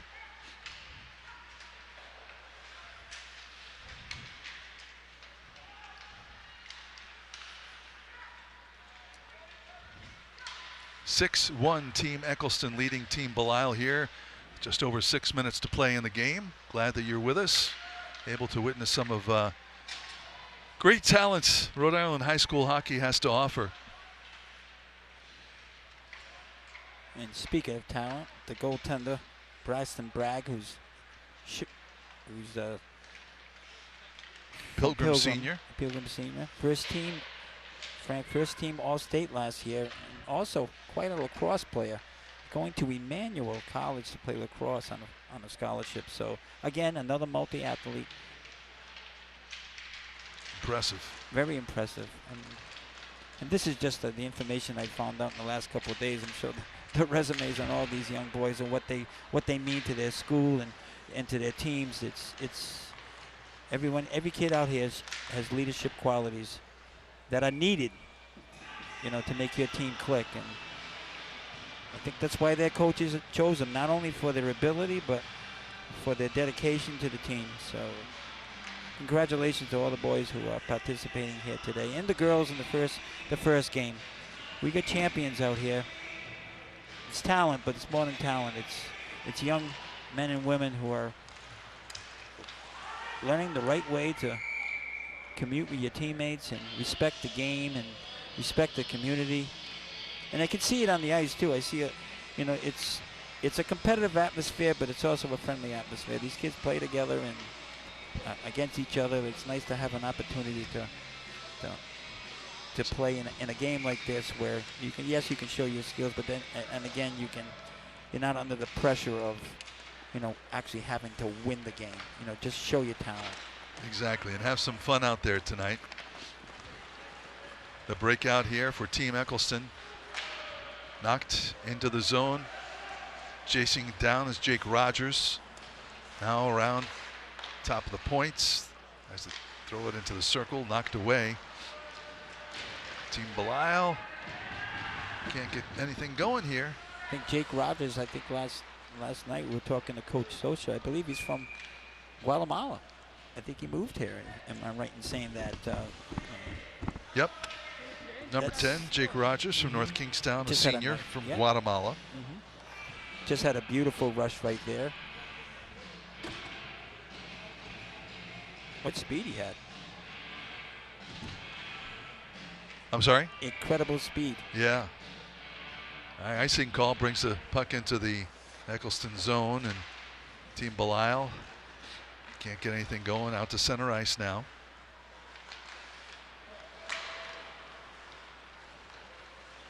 Aiden Forcier winding up, takes it into the zone. Down on the right side, wants to center it, looking for help. Gets intercepted. Back comes Team Eccleston.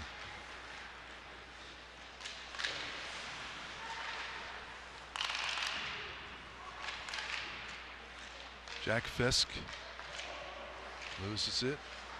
Now in front. And big lead pass, 2-on-1. Here comes Team Belial. And blocked in front. Nothing doing for Team Belial here after they scored their only goal here in period number 2. Nice outlet pass right there.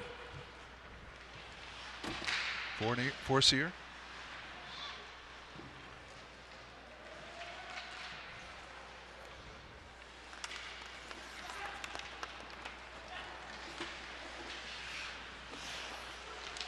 Into the zone come the guys in blue, Team Eccleston. Oop.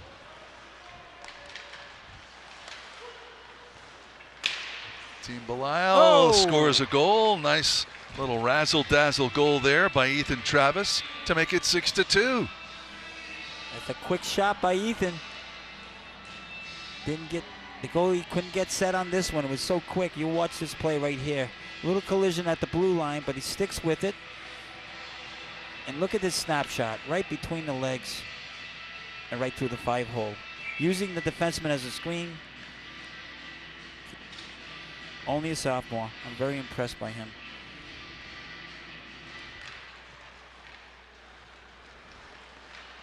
So there's a goal that he'll remember as cuts that Team Eccleston lead to 6-2. Here's Team Eccleston again, and a shot wide by Griffin Crane.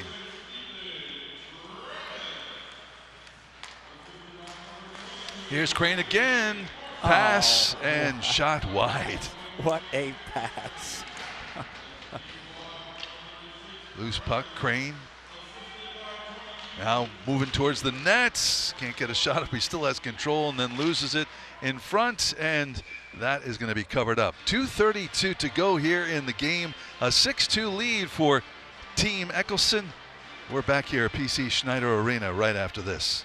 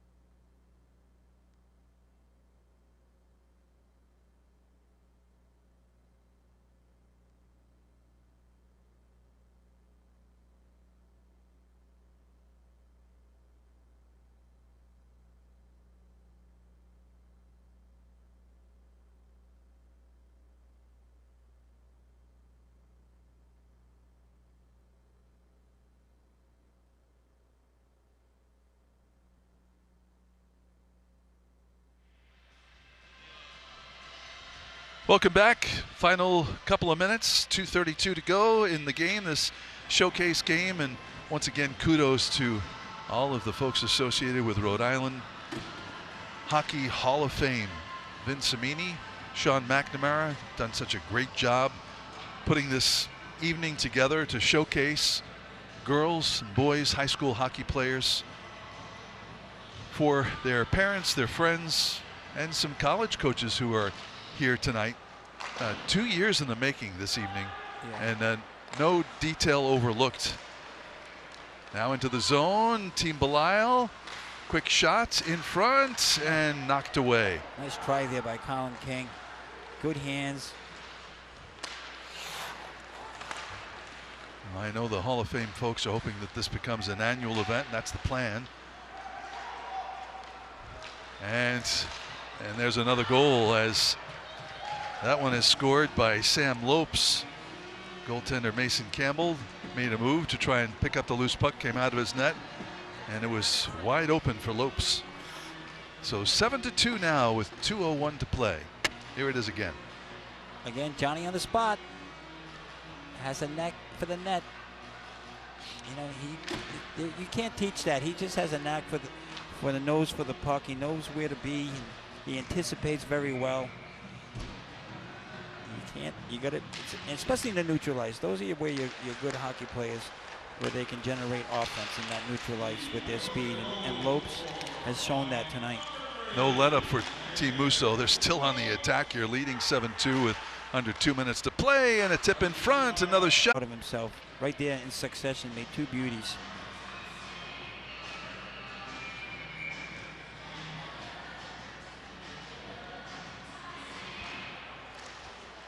Still on the attack, Team Eccleston. Pass in front through the crease. Still pressure by Team Eccleston. And now breaking it out finally, Team Belial. And down they come, down the left side. Throwing it in front was Jack Horsman. Nobody there, though. Good rush, though, by Jack.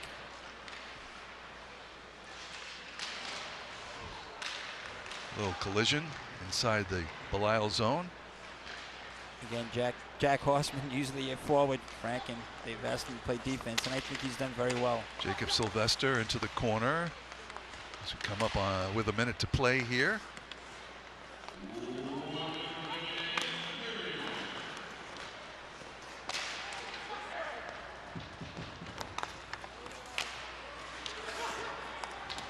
Still in the Eccleston zone. Passia in the corner. Team Eccleston takes over.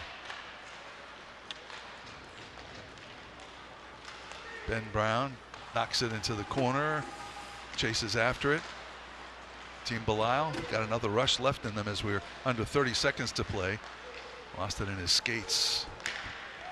Back comes Rogers. Rogers wants to shoot and hits it off the post.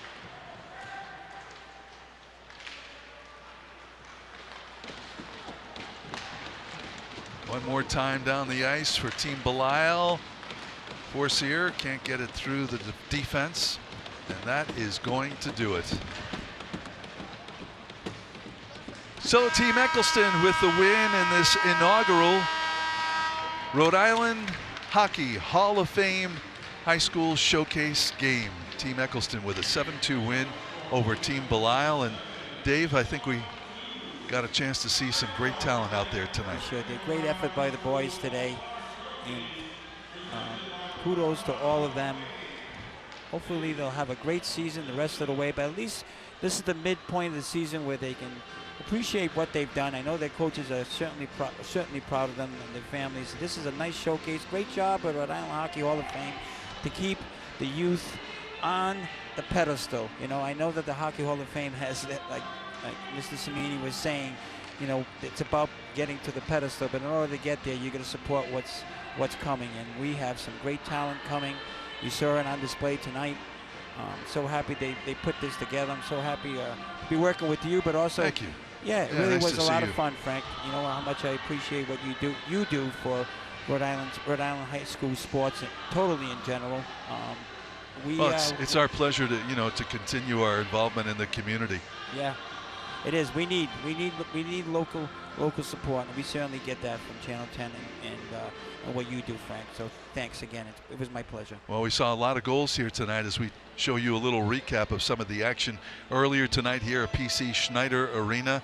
It was an entertaining game between Team Samini and Team Eccleston, as boys from all 23 Rhode Island high school hockey teams got to show their stuff for the crowd here tonight and for our TV and streaming audience.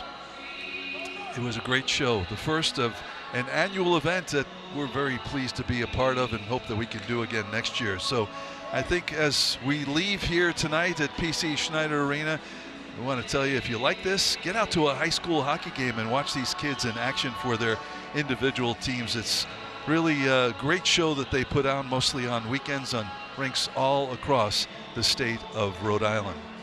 Yeah, keep my message to those boys that are out here today and all the boys of Rhode Island high school hockey and the girls is keep working hard, keep playing for your team, and be proud of yourselves. You deserve it. And hockey in general is in good hands with these young youths that we saw here tonight. All right, Team Eccleston, the 7-2 win over Team Belisle. For David Belisle, Kevin Moore, and our entire Providence College TV crew does such a great job. I'm Frank Carpano from NBC 10. Thank you very much for watching. Good night, everybody. Good night.